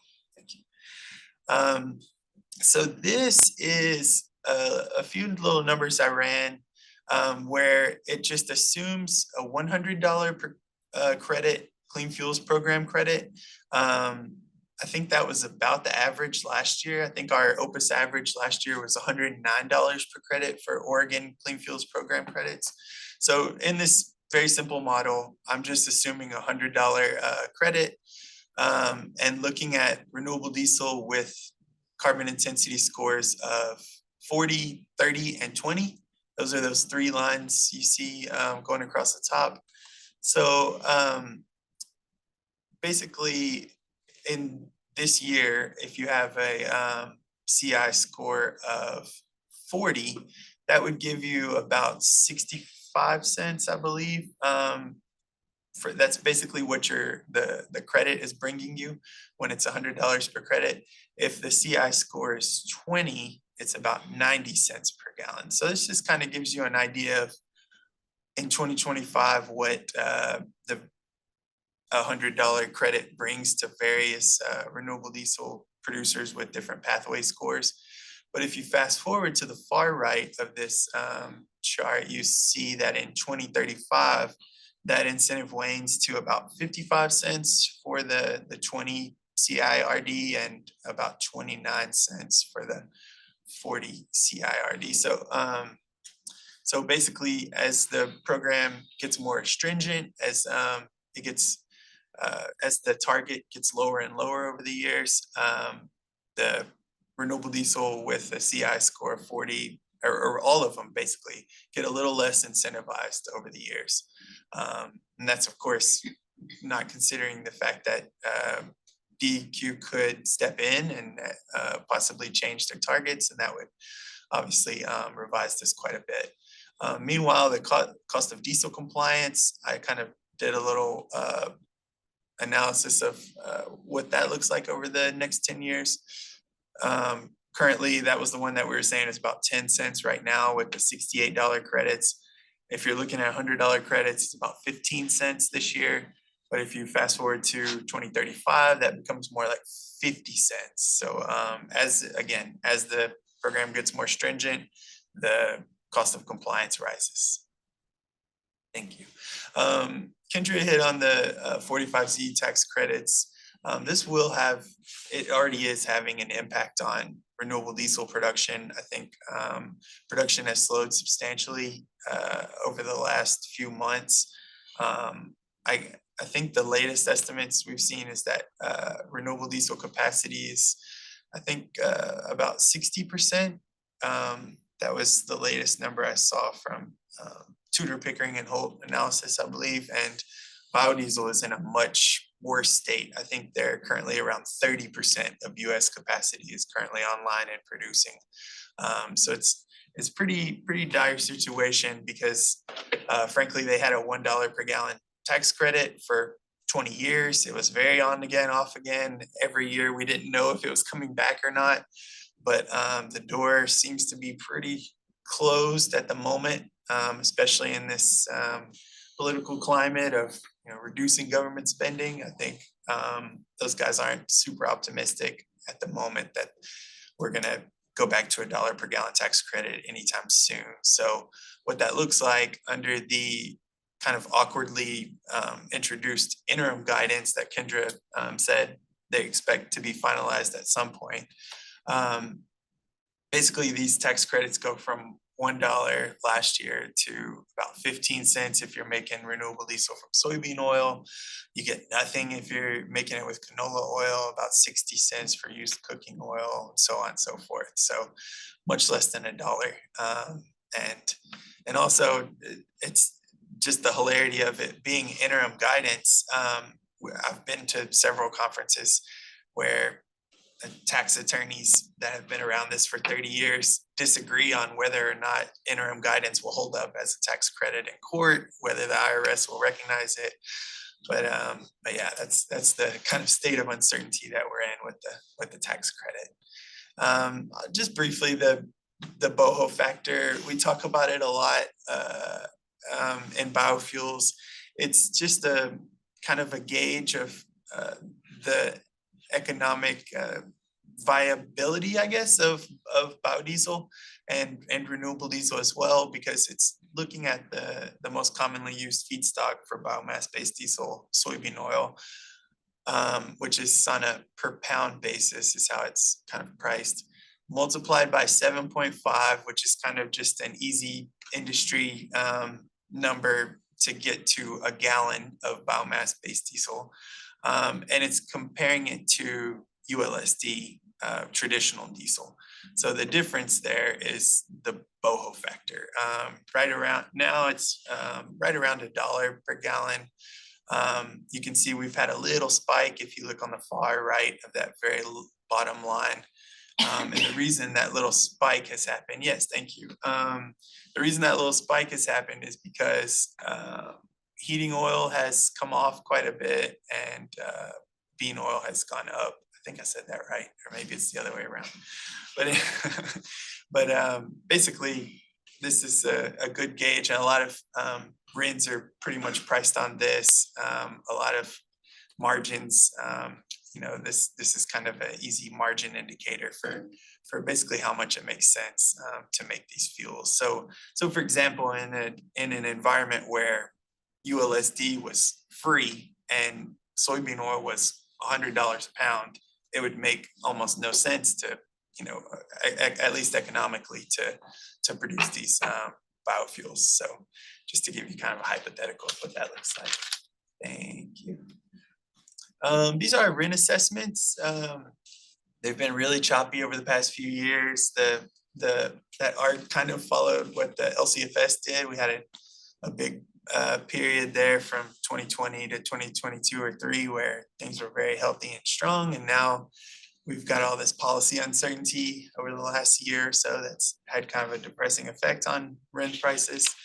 They've moved up a little bit over the past few months. I think just last week they hit $1 for the first time since the end of 2023. So Big thing to watch out for there is that the EPA is late on issuing their proposed renewable volume obligation targets for 2026 and beyond. So we have the numbers for 2025. We don't know what they'll be targeting for 2026. We've heard that they'll likely do a multi-year package again. Last time they did 3 years, and a lot of people have been complaining about this third year, like they got the numbers way wrong. So people are thinking they'll probably go to a 2-year proposal. There was some news that came out, I guess just last week, that the Trump administration has asked the refining interests and the biofuels interests to get together and come up with their own numbers. I think a number that's been floated around a lot is 5.25 billion gallons of biomass-based diesel, which is right around where renewable diesel capacity is expected to hit this year. So that's a big thing to keep your eye on, because if, for example, the Trump administration comes out and says, we're not doing 5 billion, we're doing 1 billion, we're gonna make this as easy as possible on the refiners, then you'll see the RINs go to 5 cents or 10 cents or whatever. But on the flip side, if they set a number that's harder to attain, more ambitious target, you'll see the RIN prices go up, and then that has an effect on renewable diesel production, margins, everything pretty much. Renewable diesel pricing. So at Opus, we launched in December 2023 LA and San Francisco renewable diesel prices. We have them on a 99%, which means they've been splash blended with a little diesel, and it's just purely the fuel. That's typically been running at about lately about a 10-cent premium to traditional carb diesel. I'll show you a graph on that in a sec. And then we also have the 100% assessments, which also add a little bit of the incentive stack. Kendra was talking about the RINs and the LCFS component. So highlighted here, Portland RD assessments are coming.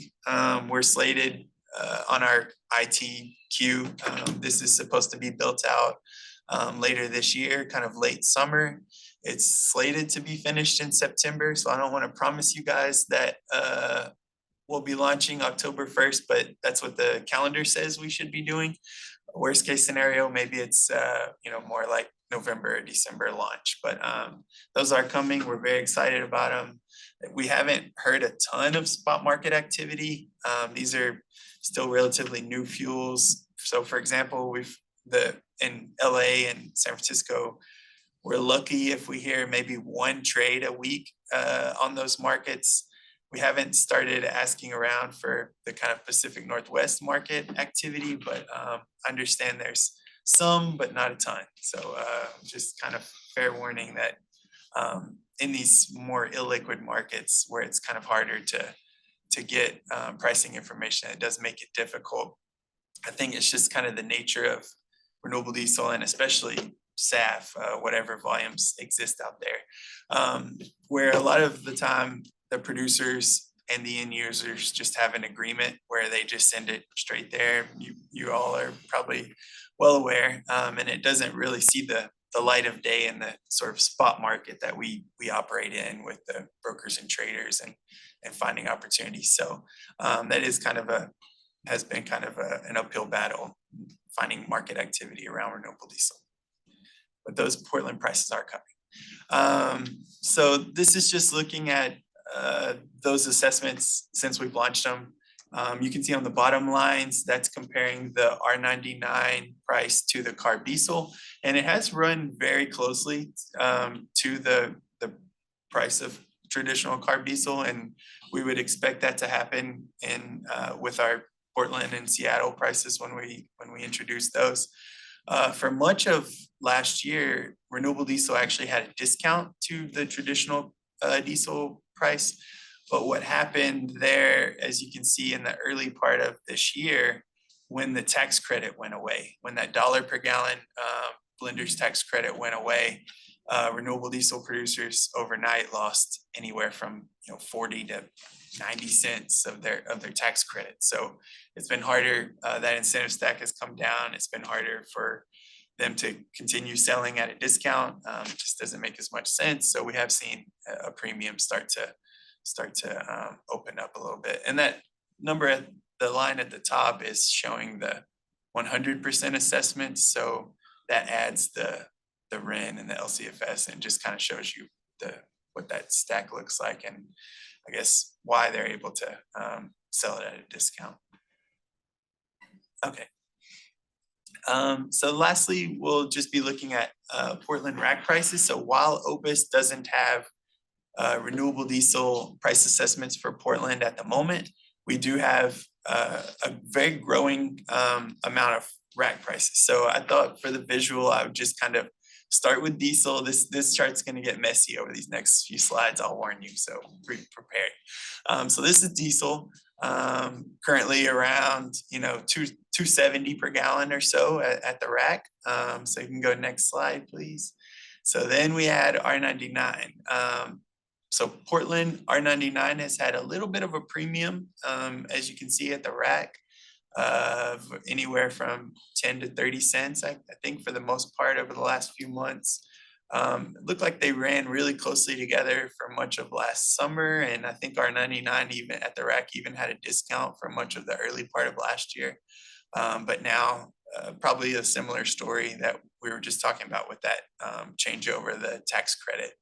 It's just not there anymore. So R99 has a little bit of a premium to the traditional diesel. And then we add in R99 dyed, which I understand adds a few more cents to the gallon. And then we add the R55 B20. We have rack data on that one that I think just started last year, a few months ago. So that is, I warned you, this gets messy. So that blend is, and then if you could go to the next one, I make it a little easier for you. So on April 1st, diesel was $2.69, R99 was $3. Dyed added about 13 cents at $3.13, and the R55 B20, so I guess that's like a blend of up to 55% renewable diesel and up to 20% biodiesel, was about $2.62. So that actually had a little discount to the price of diesel. So I think that was my last slide. Yep. Okay, great. Any questions? Yeah. Can we get a copy of these presentations? Yes, so there were some mind readers while this was going on. We had a question in the chat, and I'm thinking the same thing, that both the presentation will be available both to the public, and I'll send that out to you all. And then also, so the PowerPoint slides will be available, and I'll make the presentation available on our website so that can be reviewed. So yes, we will not lose all this expertise. There was a question in Marty, the go chat ahead. about the recording, which other people on the line. Yeah, so it will be the recording that I post online of the presentations. Just of the presentation. Correct. I have a few questions that I could wait until we have a question session later. Yes, so I did That's- want to clarify, I didn't ask the presenters to stay Oh, okay, all day. okay. They are welcome to come back for the remainder of the meeting, but I did not ask presenters to stay, so they may not all Okay. stay. And we will have a break, and I did put a cushion in, so don't worry, you're getting a break and you're gonna get lunch, because I'm sneaky like that. Go ahead. Okay, thanks for the presentation. A few of my questions is when you talked about the 45Z having implications for imported, do we have a view of what that impact might be for Portland? How much was imported, and whether that supply is going to change much with that, as opposed to maybe other parts of the country? That was one of my questions. Yeah, unfortunately, I don't have the data Okay. at that level, granular of a level, I'm sorry. You can get it from Census Bureau import data that EIA publishes, and hopefully we'll continue to publish. We'll give you like the RD drop-offs by port. I know I have that in my data. I don't Yeah. think we've ever made it public in I just that kind of kinda- way. Yeah, it's kind of interesting if like the city kind of over indexes on like exposure to imported, does that mean there might be, a bigger change in the supply chain when that kicks in? It used to be, but we get a ton that's brought in by rail, especially because we have a fair amount of Yeah, activity where rail cars are brought into Portland and Clatskanie and then transloaded onto barges to go up and down the coast. So there has always been a fair amount of rail traffic for those R99, and also ethanol did this in the past too. Though I think some of that's been displaced by R99, where it's just basically coming in and then getting distributed out. Some of that would stay here, some of that would go out. People failing to report the exports has been an ongoing headache of mine. right, I'll quickly run through it. The other one was, talk about the renewable fuel standard. I know with the sort of, when the RVOs come out, it should be more stretchy. Is it kind of when you look at that with the tax credit as well, is there an assumption that the RVO or the RIN prices will kind of make up what's needed to from whatever's not there from the tax credit side of things? If we're assuming that you bring in the volume in to meet those requirements, yeah. Yeah, no, that's a great question. I think the RIN has slowly started to kind of do some of that work. I was at a biodiesel conference in San Diego in January, and it was like a funeral home. It was not I was there as super- well. Yeah, oh yeah. But more than a few biodiesel producers told me, I wish they would just scrap the tax credit altogether, let the RIN do the work, because the RIN has that functionality where it's obviously the market treats it as a metric like that. But until they know for sure what's going to happen with the tax credit, whether it will be finalized at that point in January, they were hoping maybe they'd bring back the blender's tax credit, but that I think day by day, the optimism is fading on that happening. So yeah, I think as the tax credits dust kind of settles, the RIN is starting to do more of I the work. always have the question of whether you have any SREs. Yeah, that's another obvious, I didn't even mention the small refinery exemptions, how the Trump administration will handle those versus how they handled them previously, had a very bearish impact on rents. So there's a lot of eyes on that for sure. My last one, sorry, I'm monopolizing it. Effective crude prices on the other side of the equation. If you start getting crude prices dropping and fossil fuel getting cheaper, the difference between biofuels and fossil starts to grow, and it needs that support. Yeah. So I don't know how much you've been kind of looking into that. If the trends that we're seeing at the moment start continuing. Sure. Yeah, no, that's been a huge theme, especially like in ethanol, I'd say over the years, where there were some long periods of 3 to 5 years where gasoline was way cheaper than ethanol, and it didn't make a whole lot of sense to blend above the mandated 10%. Ethanol's had a discount, but anyway, that has been volatile over the years, and I think it does have implications for biofuels. Obviously can't predict, what's going to happen with crude and the bigger kind of macroeconomics of it all, but yeah, it definitely has an impact. Thanks. Thank you.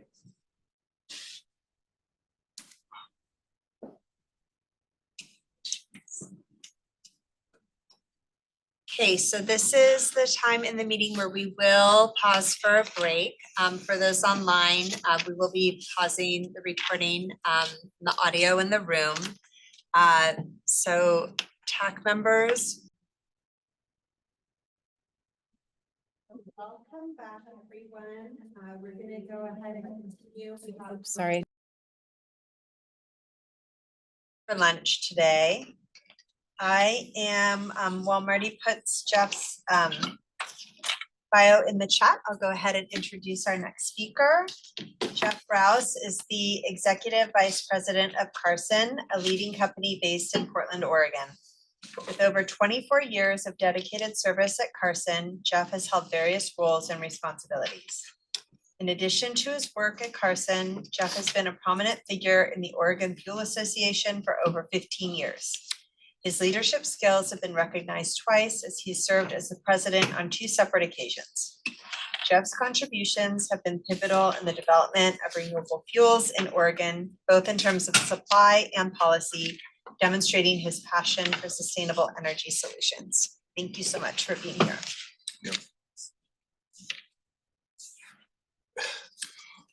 I'll just start out by, I think Carson and myself, we kind of date back to Portland. People might remember Randy Leonard and in our first legislation into the B2 mandate that turned into the B5. So that's kind of where we go all the way back to the introduction of biodiesel into the city of Portland through distribution, and obviously over the years it's gained so much. And my perspective on this is probably different than a lot of people's perspective in here, because a lot of times you guys are looking at from like this really large macro level of, this is nameplate, this is how much products out there, and this is potentially what could come. And unfortunately, all that data doesn't really work for us, because we only see what we can actually put our hands on and go take to somebody. And we see a whole different picture than what you guys see. So that's kind of the lens that we come from is, what can I go to a rack and pick up and take to Bob? We currently, service all the TriMet, which is enormous amount of, and we've been able to maintain them on the R99 through all this. But there's just, from our point of view, and I guess we should probably go to the slides, and I'd say 90% of my issues, and I'll touch on the retail side, but is around supply, and what has to happen and what is happening to allow us to either have a lot of supply or not supply. So, in 2024, as we worked with various renewable diesel suppliers to come into the market, we had the most notable in our relationship, it was no secret with Nestle. We had a lot of supply, and from the end of, and that supply got reduced in Q4 of last year, but it was still a significant amount of product. In the Q1, it fell off the face of the earth. So, it's, we had about an 80%, we were selling in our market probably, over 5 million gallons a month. Well, that in the Q1 was reduced by 80%. So, Bill, you'll see that. That's why I say and I'm not alone, everybody, their volumes were different, but everyone experienced the same thing, so Q1 is going to look ugly. Now, if that wasn't bad enough, then when Q1 January hit and the biodiesel tax credit went away, then all of a sudden it took the discretionary blending ability for us away, which then also took away our ability to generate credits.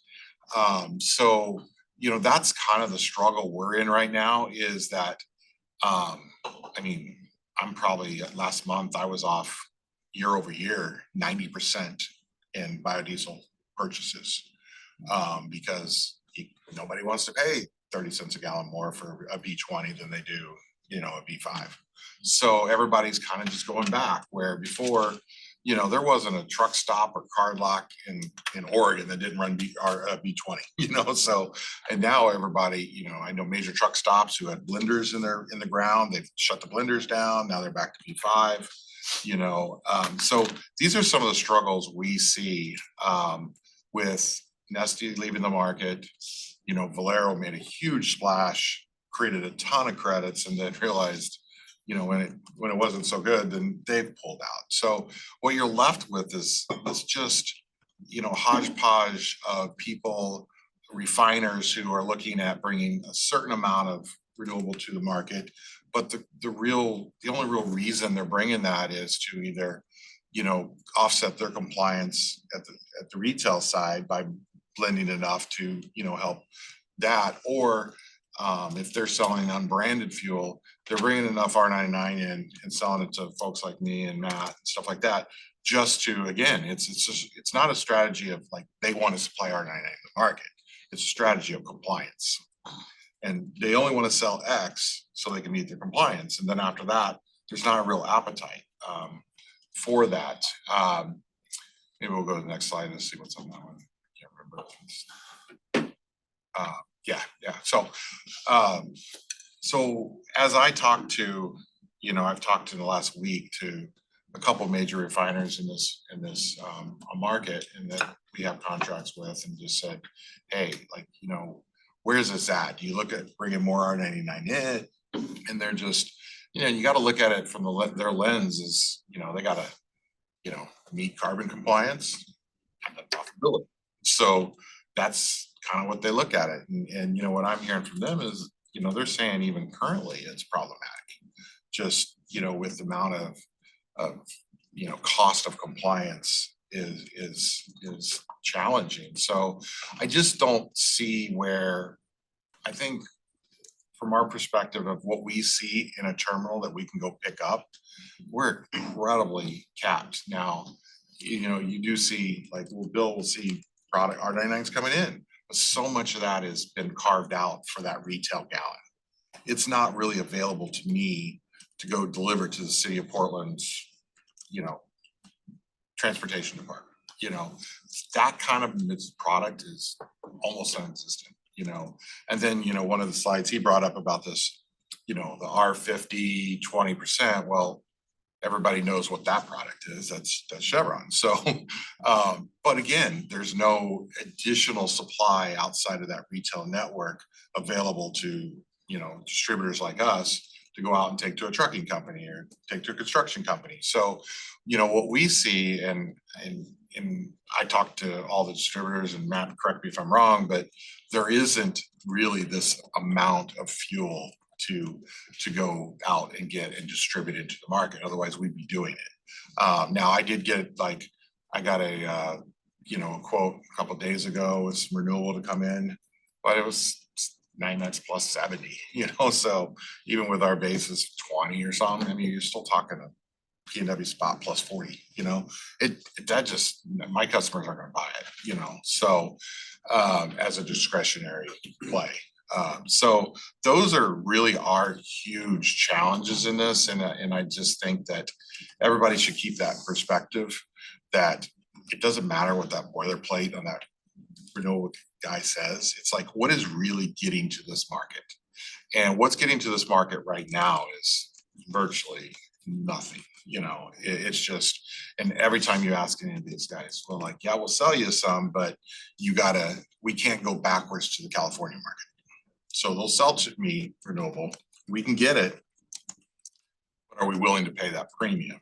And, outside of legislation, the consumer who's trying to run a trucking company can't afford it.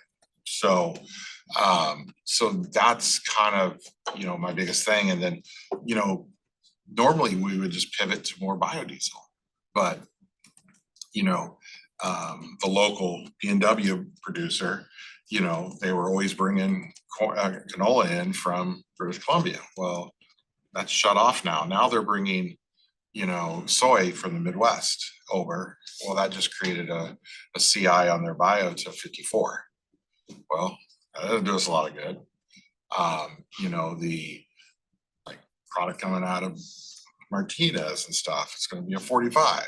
That doesn't do us a lot of good. So the amount of below 40 CI, the below 40 CI bio coming out of California and stuff, there's a few producers. I mean, that number is so huge, because of they got to get the California number, and then you put it on a rail car and ship it here. It's not pretty. So I guess what I'm kind of saying from that last mile is, it doesn't matter what all these things say there's out there. You got to look at what's available to us as a distributor today to go pick it up.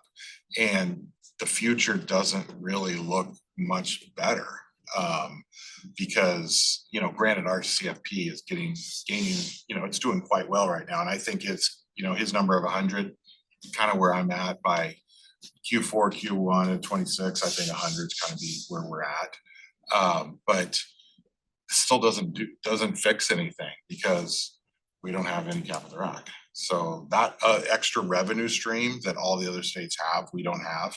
And I don't think our CFP can ever overcome that. So that's kind of where I'm at in this. And then from the retail's perspective, it's really a non-event for them because they're not really responsible for purchasing the fuel. They're just a brand, and the way brands work with major oil companies is I'm given the brand. And then if Bill wants to open up a Chevron station, then I brand him, but ultimately it's me. So what happens is I'm now responsible to make sure Bill gets a compliant gallon of fuel, which then when it's a brand, you know, the brand is responsible to give me a gallon of compliant fuel. So the retail kind of just works. It's when you get into unbranded stuff and when you get into entities that use the product that aren't brand, then that's when we as distributors have to go find something that works. And the only way it's worked to date is the major oil companies have done book and claim, which allows them to say, you're good. And then they sort it out on the backside. So that's really how I would say 90+% of the compliance outside of retail in Portland is occurring by book and claim. That gallon going into that thing is not 40 CI. So, you know, it's, you know, but in the book and claim process, you know, they're compliant. So that's, you know, a situation there that I don't really think retail is really affected by much. And if they're branded, I mean, you know, they're compliant. So, so that would be the deal. But the biggest issue too is on the biodiesel side. Biodiesel is really hard to come by. And, you know, I talked to one refiner yesterday that said, hey, we kind of hoping something good would happen and we're kind of living off of yesterday's values. But they said, hey, it's coming where that even that cost of B5 is going to be impacted by quite a few cents coming because we can't, the value of replacement bio is getting, it's pretty expensive. And if you want low CI, it's really expensive. So that's kind of where, you know, that looks like for us. And then, you know, on the back to the renewable diesel, I mean, you know, like if you look at one of the Bay Area, they have 3 units. One's dedicated to SAF, like I said before. One is dedicated to soy, and then one's, you know, lower CI stuff. So, you know, if they have this huge plate of per day barrels they're putting out, well, you know, a third of it is SAF, and a third of it is like a 54 CI. You know, and I'm sure maybe it's lower or whatever. That there's probably some tricky science you can do to get it a little lower or something, but it's still not the 40 CI that we're looking for here. So, so I think that, and then they're not bringing any of that up here. You know, they basically with turnarounds and all that, they really got to keep it home in California. So, you know, I think that's kind of something to keep in mind right now. The supply outlook from the distributor final mile does not look the same as other people's forecast because we just don't see it. So, and then kind of go into the last slide about this current 50%. Again, compliant product outside of if you're a branded guy and you're getting that, we just don't know where that comes from. And the other thing is again, going back to the refiners, talk to them and they're like, you know, I said, hey, what's this look like if this thing happens, what do you think your guys' reaction to that will be? And one said, we will not participate. We just won't participate. Market's not big enough and it's not really, we have better alternatives. They're like, we could take that same barrel and ship it down to Eugene and sell it out in way better use than trying to comply in Portland. And, you know, 50% of the product being refinery based, 50% being renewable that they don't necessarily control, it's not good for the refiner either. You know, the utilization goes away. So I think there's a lot of, you know, issues around, will Major Oil continue to participate in an RF, in a Portland, such a small amount of fuel in the big picture? Are they willing to participate? And if they're not, and we have to take let's say, hey, let's say they say, well, we'll keep the compliant R20 or the 20% blend available, then as a distributor, if we want to sell into Portland, we got to figure out how to come up with the other 30%. And again, I don't know where it comes from.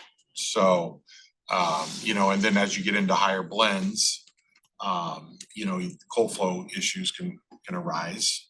And, granted, Portland normally is fine, but what if, we always have those crazy events, and then what do we do about those?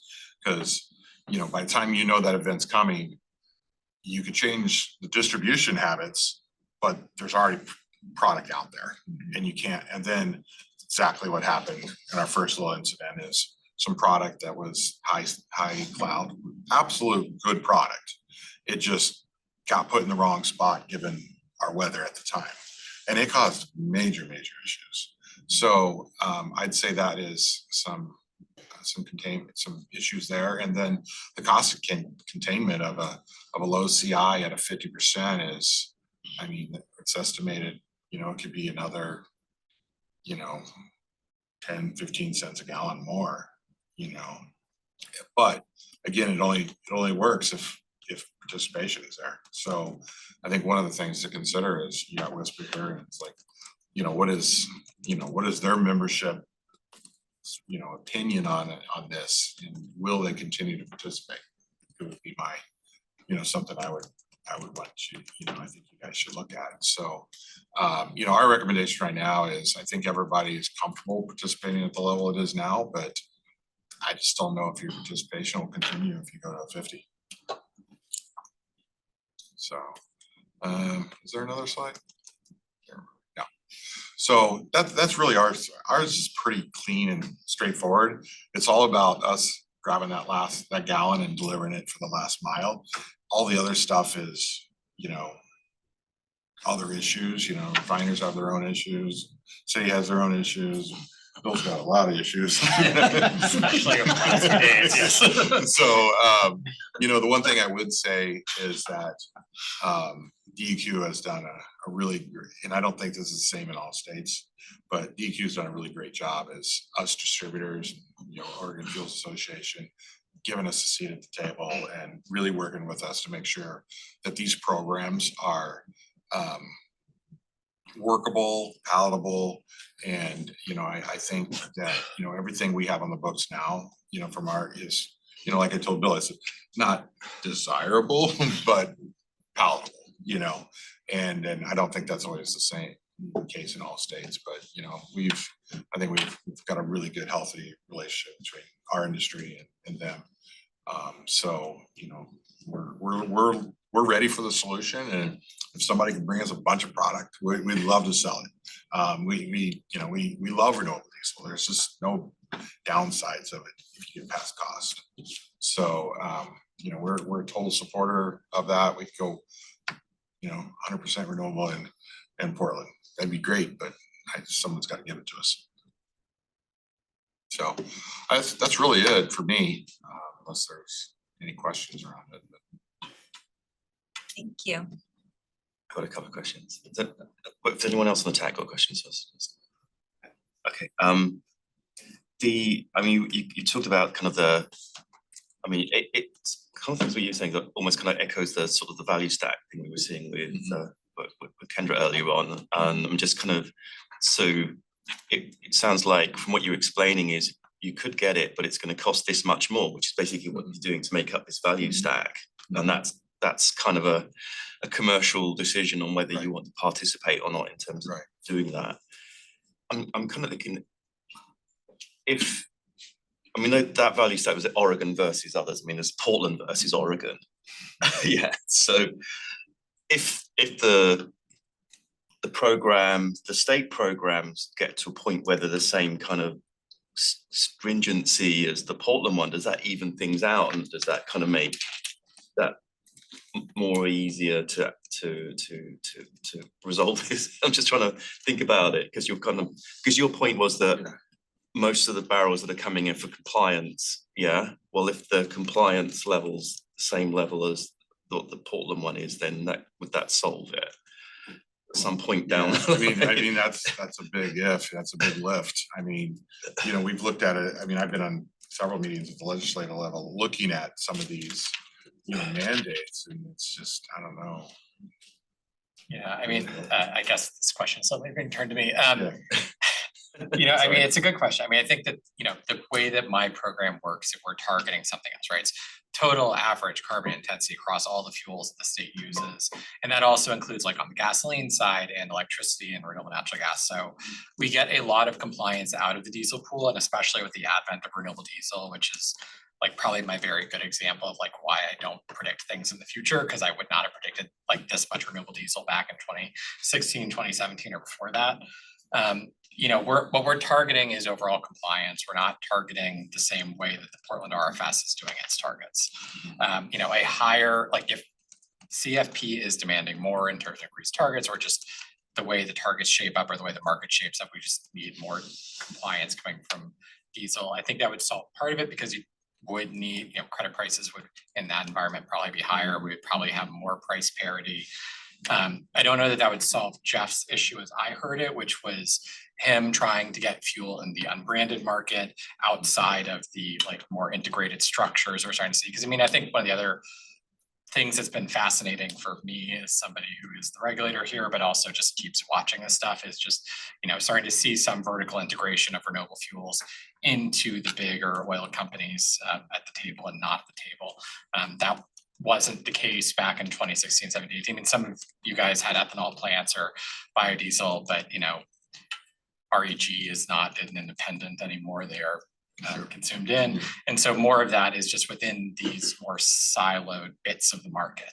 And what I heard Jeff say, and correct me if I'm wrong here, is just he's trying to get product on the open market. The open market is significantly more constrained now than it was a year ago this time.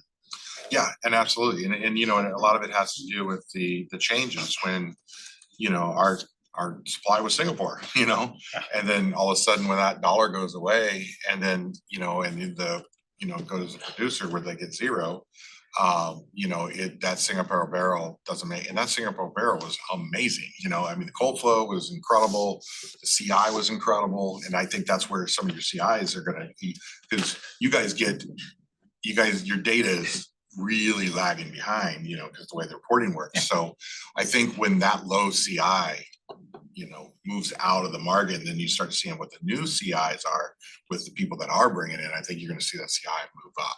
So that's our issue. And then, it's going to be, I think, further compounded if no import of waste grease stuff isn't allowed. I mean, now where does low CI come from a feedstock perspective? We know it's not soy, we know it's not canola. I mean, corn oil is, I don't know how much you get. So, and we've, as a country, been told not to eat French fries anymore. So how much, waste grease is really out there, so, and who gets it, kind of thing. I'm doing my part. Yeah. Yeah, you're a saint. So, I mean, I think those are kind of the things, we deal with. And a couple of those one of the big issues that you kind of raised, right, what's around discretionary blending, and point around the change in the tax credits and also the flat RFS credit prices. So you can start looking about other programs that influence. Yeah, I mean, because I think someone said maybe as much as 60% of the plants in the Midwest just stopped making biodiesel and so now, because the valuation's back to them. And then, so when they do, the people that are producing, they want a premium for it. So now what do? We compliance blending, that's really all you get. Well, I don't think compliance blending and the lack of RD into the state of Oregon over a long term is going to really work well for any of the programs. So something's got to change somewhere in there, or we're going to have to change what our plan is. You mentioned in your presentation as well about Portland being small demand I know there's assumptions in this program around it being a 15% based on population. There's this, I mean, this is something for discussion later on. But it'd be good to get a feel for that as well. I mean, population might be 15%, but you think about like the amount of diesel fuel consumed in the city of Portland. I mean, you drive around Portland, show me, big, 20,000 gallon tanks that are attached to trucking companies and stuff like that. That doesn't exist. So, it's, I would say it's safely to assume TriMet's the largest user of diesel in the city of Portland. And they're not in the program. Well, they're already running R99. Yeah. Anyways. I mean, I think when you drill down to the actual gallons of diesel sold, that aren't exempted, it's just not very much. I'll just add a little bit, like this is also one of the ongoing data headaches that we've had at the state level for years, because most like heavy trucks, we have a weight mile taxation system here for heavy trucks. So fuel on the diesel side, some of it is taxed on a per gallon basis, but a lot of it's not. So like we have gotten asked by legislators, we've gotten asked by parties over time, like how much diesel is being sold where, and it's just impossible to find out. I mean, like I know how much diesel is consumed in state. I just cannot tell you how much is in Multnomah County versus Lane County versus Harney, right? So that's just our ongoing, and we can look at the fuel tax data for some of it. And we work with ODOT and their fuel tax collection team pretty closely over the years, just to make sure we're getting everything and everybody's numbers, or at least understood, even if they're not perfectly aligned. But just knowing how much is being sold where is just a hard. Think about us as a distributor. We now, all of a sudden, this mandate comes out and we have to be compliant within the city of Portland. Well, how do we do that? I mean, because in our ERP systems and stuff, all we were able to do is basically go look at it and take zip codes and say, okay, the account has this zip code, they're getting compliant product. Well, then the phone rings and says, hey, why are you selling me this? I'm not in the city of Portland, And we're like, okay, so you just kind of then individually have to start exempting guys, which, it is just a nightmare. So, it's just, in our minds as distributors, the greatest solution ever would be just a national mandate for the whole country, and we all play by the same rules. So it's, we've went from being fuel and energy providers to being, compliance experts.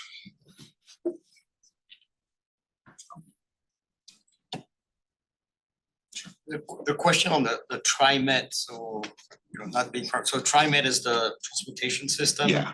So that all the includes buses and the rail. I guess the rail is electric. Yeah, kind of. There's one that's not, but yeah. So I guess my question behind that is some of the TriMet fuel is obligated under the Portland RFS and some is not? No, I don't know if they're obligated. I just know that we. No, they are. Okay, yeah. Yeah. Before this, we were still supplying them R99. So, and we have a contract that we needed to fulfill no matter what happened. So, we've been able to figure out a way to keep supplying them with the product. But, it's a big chunk, Yeah. big chunk. And it's considered part of the RFS, Portland RFS. Correct. Yeah. But again, all it takes is that refiner to say, we're not gonna bring Renewable and cut me off, and then I'm done, kind of thing. Again, to the point I was bringing earlier on the CI, got a presentation from Bill on the grid model, and then your presentation, Jeff, on the feedstock that are impacted with new regulation, whether it's the IRS regulation or whether it's the import duties and whatnot. It seems like this, that's becoming even more of an issue to be able to meet that 40 CI potentially than what we thought at the onset of this program. Yeah. So I think, again, my thought here is we should, or BPS should consider some flexibility around that. Yeah, when this whole thing started, it's kind of part of the little group that we talked about it, and I just said, hey, what's more important to the city of Portland? Having, renewable fuels in the city or having a CI? the compliance at 50 CI would be way greater than the compliance at 40 CI. But I think there were people in that process that felt very strongly about that 40 CI number, and that's where it ended up. But the other thing I point is what you brought up earlier is in these changes in the models and stuff, if the city of Portland doesn't adjust that number, then you're really, you're increasing it by 3 or 4 points. Even at a 40, it's increased. So that would be something, I think you strongly consider too, is that, that becomes even problematic. So for anybody bringing it in, so.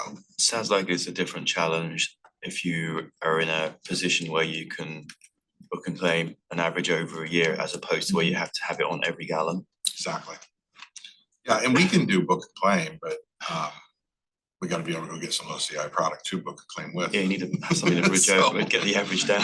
I mean, we used to bring in a really like a 14 CI biodiesel out of California, and it was great. But then, when January 1st, that door slammed shut. So.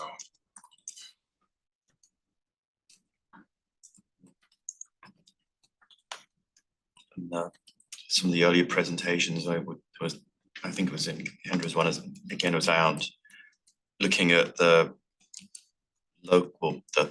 domestic renewable diesel, biodiesel, but also acknowledging that the actual feedstock's a global competition for. Yeah, and I'll tell you, I mean, I don't care where I get the product from as long as I get the product. But I mean, I did have the opportunity to go over and tour the Singapore plant and go through their RD center, and I mean, those guys are just they're on a different level. I mean, the stuff that they're grabbing and testing and making into renewable diesel that we've not even tapped into or thought about in this country. So, there's, grabbing stuff out of, water treatment plants, stuff like that. I mean, it's crazy stuff. So, but, we hope that, the United States can figure out these technologies and adapt them, and there's less reliance on soybean oil and, these kind of things. And then now we're driving really low CI stuff, so, but until then, it's just, you tell me where to get it, I'll be happy to deliver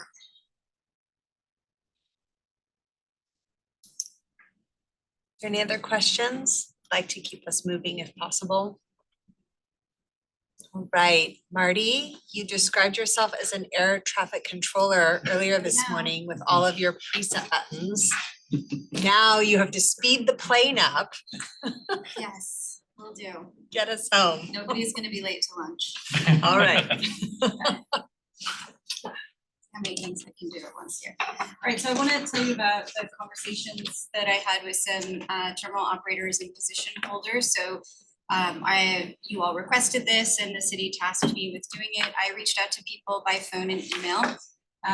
We completed 7 interviews. I personally reached out to a total of about 20 people, went through 3 contacts with them and then deemed them unresponsive. In fact, all but one were unresponsive, one declined. So got back to me and said, no, we don't want to participate. In addition, kudos to WISPA, who also sent out a couple of emails to their members offering people the opportunity to provide input. And I did not receive any contacts from that outreach. And so, there is a question in all this. One of you asked me earlier, how representative are these conversations of position holders and terminal operators generally? And I think we really don't know. And so the big unknown to me is why were so many people not interested in providing input? And is there a systematic reason that people didn't respond? There was some speculation about that. One possibility is that this Portland RFS is just not enough of a burden to inspire them to want to weigh in particular with their trials and tribulations. It could also be that they are working on strategies to comply and they don't want to be in a position to potentially share those and provide business confidential information. You all might have other ideas about why people didn't respond. Okay, so really just 2 key questions. Do you think you're ready to meet the 2026 phase in 50%? And what are your thoughts on overall storage capacity in Portland? I'm gonna go ahead and show you. So the responses were very, very consistent across the 7 people I talked to. Basically, everybody said they felt ready to meet the volumetric target. Many are already supplying fuel that exceeds the current 15% renewable content. So, you know, people, some of them are around 50%, some are even already at 99%. There was a lot less certainty about being able to meet the CI target. So I think very consistent with the presentations that we've heard today. So there's a lot of variability stemming from the source of supply of the respondent. So does their current supply already meet the CI requirement? Does some of it, does none of it? In general, people felt more confident meeting the CI target for RD than for BD. So there was the hypothesis I heard that the low CI waste feedstocks are now being diverted to RD and away from BD. Seems also consistent with some of the things we've heard. With RD, it's a lot of speculation that the low CI fuel is flowing to California and that they're getting referenced on that. There are also logistical concerns. So I'm speaking now to kind of the challenges that people were expressing. So if they can get a low CI RD supply, can they get it delivered to their terminal, right? So how is that fuel being brought in, and constraints people noted, particularly by rail, in particular some of the capacity of terminals down in rail cars. And then of course, there were lots of concerns and questions raised about the cost of compliant fuel. How would the added transportation costs of the fuel contribute, and how would competition from places like California? And then as well, would the credit system keep the price of low CI fuels competitive? So I think all in all, nothing that I heard contradicts in any way the things that we've been hearing from our experts today. Let me pause and ask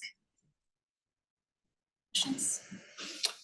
So in your portfolio of people you talked to get this, I mean, were these all just terminals, or were they? Mix of position holders and terminals, Okay. and some entities actually had multiple roles. Yeah, I mean, I guess my thing on terminaling is that most of them, I don't think have a you know, they are a hotel, and then whoever comes and stays at their hotel stays at their hotel, you know, it's, I don't know that they have a real, you know, stake in it, because they're providing an infrastructure. But, you know, I wonder like if, you know, these responses on being able to supply this, does that come from like Major Oil, or did that come from like, or did it come from, you know, distributors? Or, I mean, I think the answer and the quality of your data is dependent upon who you talk to. Because there's people like, you can talk to, you know, no offense to Major Oil, you can talk to one guy and he'll say one thing, but then like you get to the trader and they're like, oh, that's crazy, there's no way that's gonna happen, you know, kind of thing. So it's, person within the organization. yeah, I mean, I think the quality of your response, you get a sales guy who's gonna, yeah, absolutely, we're gonna get that done, you know, but you know, so that's why I would caution on the, you know, maybe, you know, and I know you can't share, you know, all the data, but maybe internally you kind of scrub that data a little bit and make sure that, you know, that person really knows what they're saying, you know. I think that's an excellent point. I really can't speak at all to who I spoke with, you know, either the entities or the Right, no, I individuals, but totally I mean, I'm probably not in a position to evaluate the credibility, since I'm, you know, an observer to your industry, but my general impression is that everybody who I spoke with was very knowledgeable and very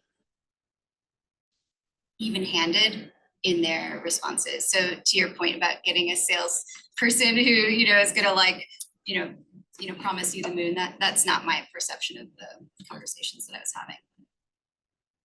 Okay, I am taking away your lunchtime, so keep in mind. The last question or the second question you all were interested in is what were these respondents' perceptions of storage capacity in Portland? And I have to say, I did not find this to be a fruitful line of questioning. There was really only one person who was willing to answer that, and they said yes, they think it's fine. In general, the response was, you know, that's not something I can comment on. I don't have the right perspective to answer that question. I will say that, you know, if I did hear anything about how people are handling the capacity constraints, and people, capacity constraints are widely understood and acknowledged, but there was some speculation that people in general would begin converting biodiesel tanks to renewable diesel tanks. And the explanation I was given is that which will not surprise any of you, that the RD supply is better, more consistent. It can be used as a drop-in fuel, as one person said, simpler and easier to have RD rather than BD. I would just follow up on that, and I don't think anyone's gonna convert a biodiesel tank to RD. I think what you're gonna see is they're gonna convert a traditional diesel tank to RD, because there's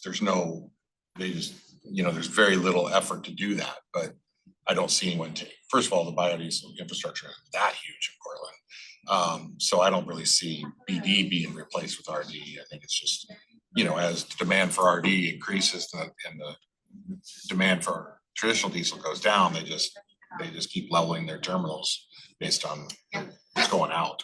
Yeah, that seems reasonable as well. Okay, any questions? Just for clarification, these questions were based on the company's view of what they could do, not what the market could do. Yeah, so the way that I've seen these questions, if you go back one slide, yeah, they can. Yeah, it's a view of that organization, or organizations, not what the whole.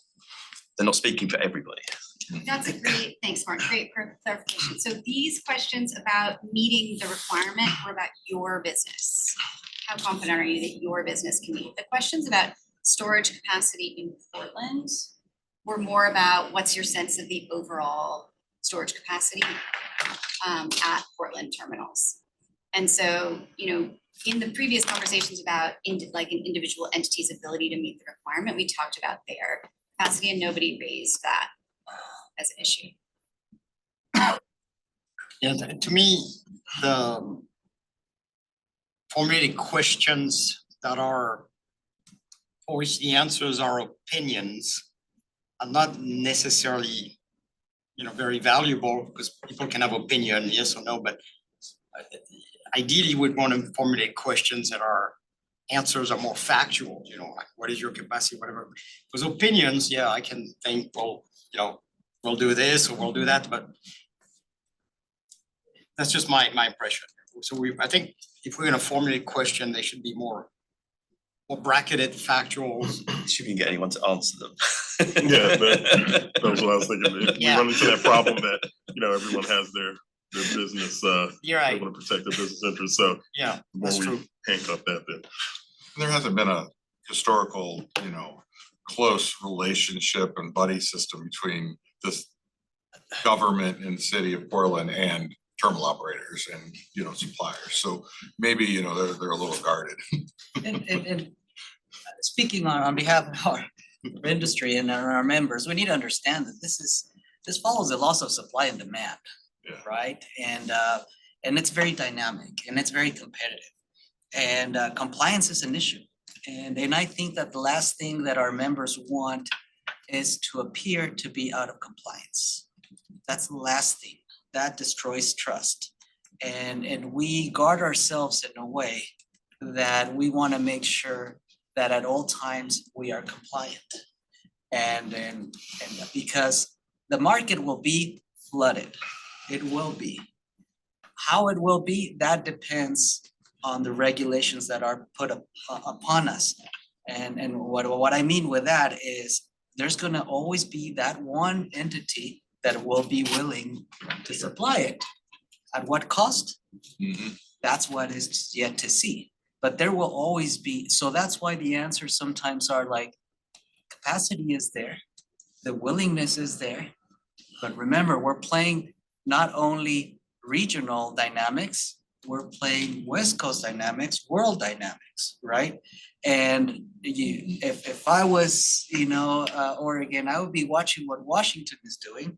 I'll be watching what California is doing. It affects you even more because there is no inside production in this state.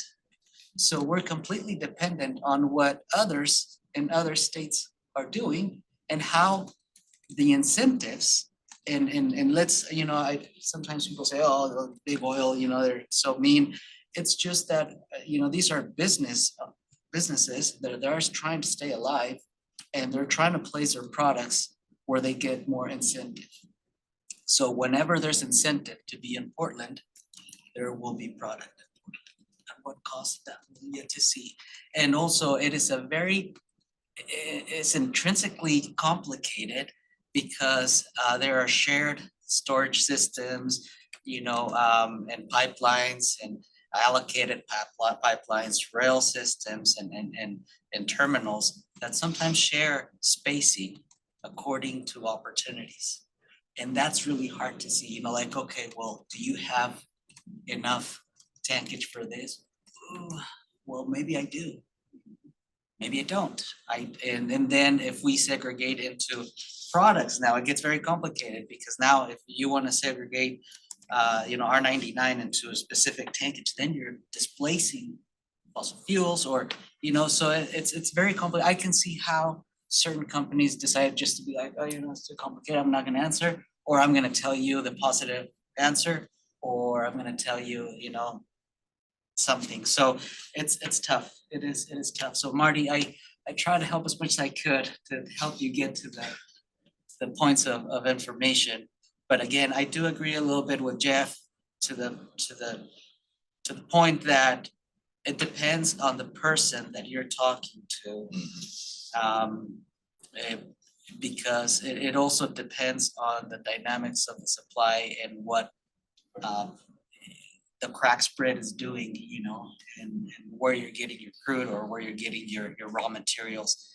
That's also, you know, if you ask the same person in 6 months, they may give you a different answer. And I did actually, you know, get the comment that this is a bit far in advance to be asking for people's definitive expectation of what they'll be doing. And that would be an interesting thing for, I think, the TAC to discuss, is what is the appropriate timeframe. What the person who commented to me said was, ask me 3 months before the policy phase in if I'm ready.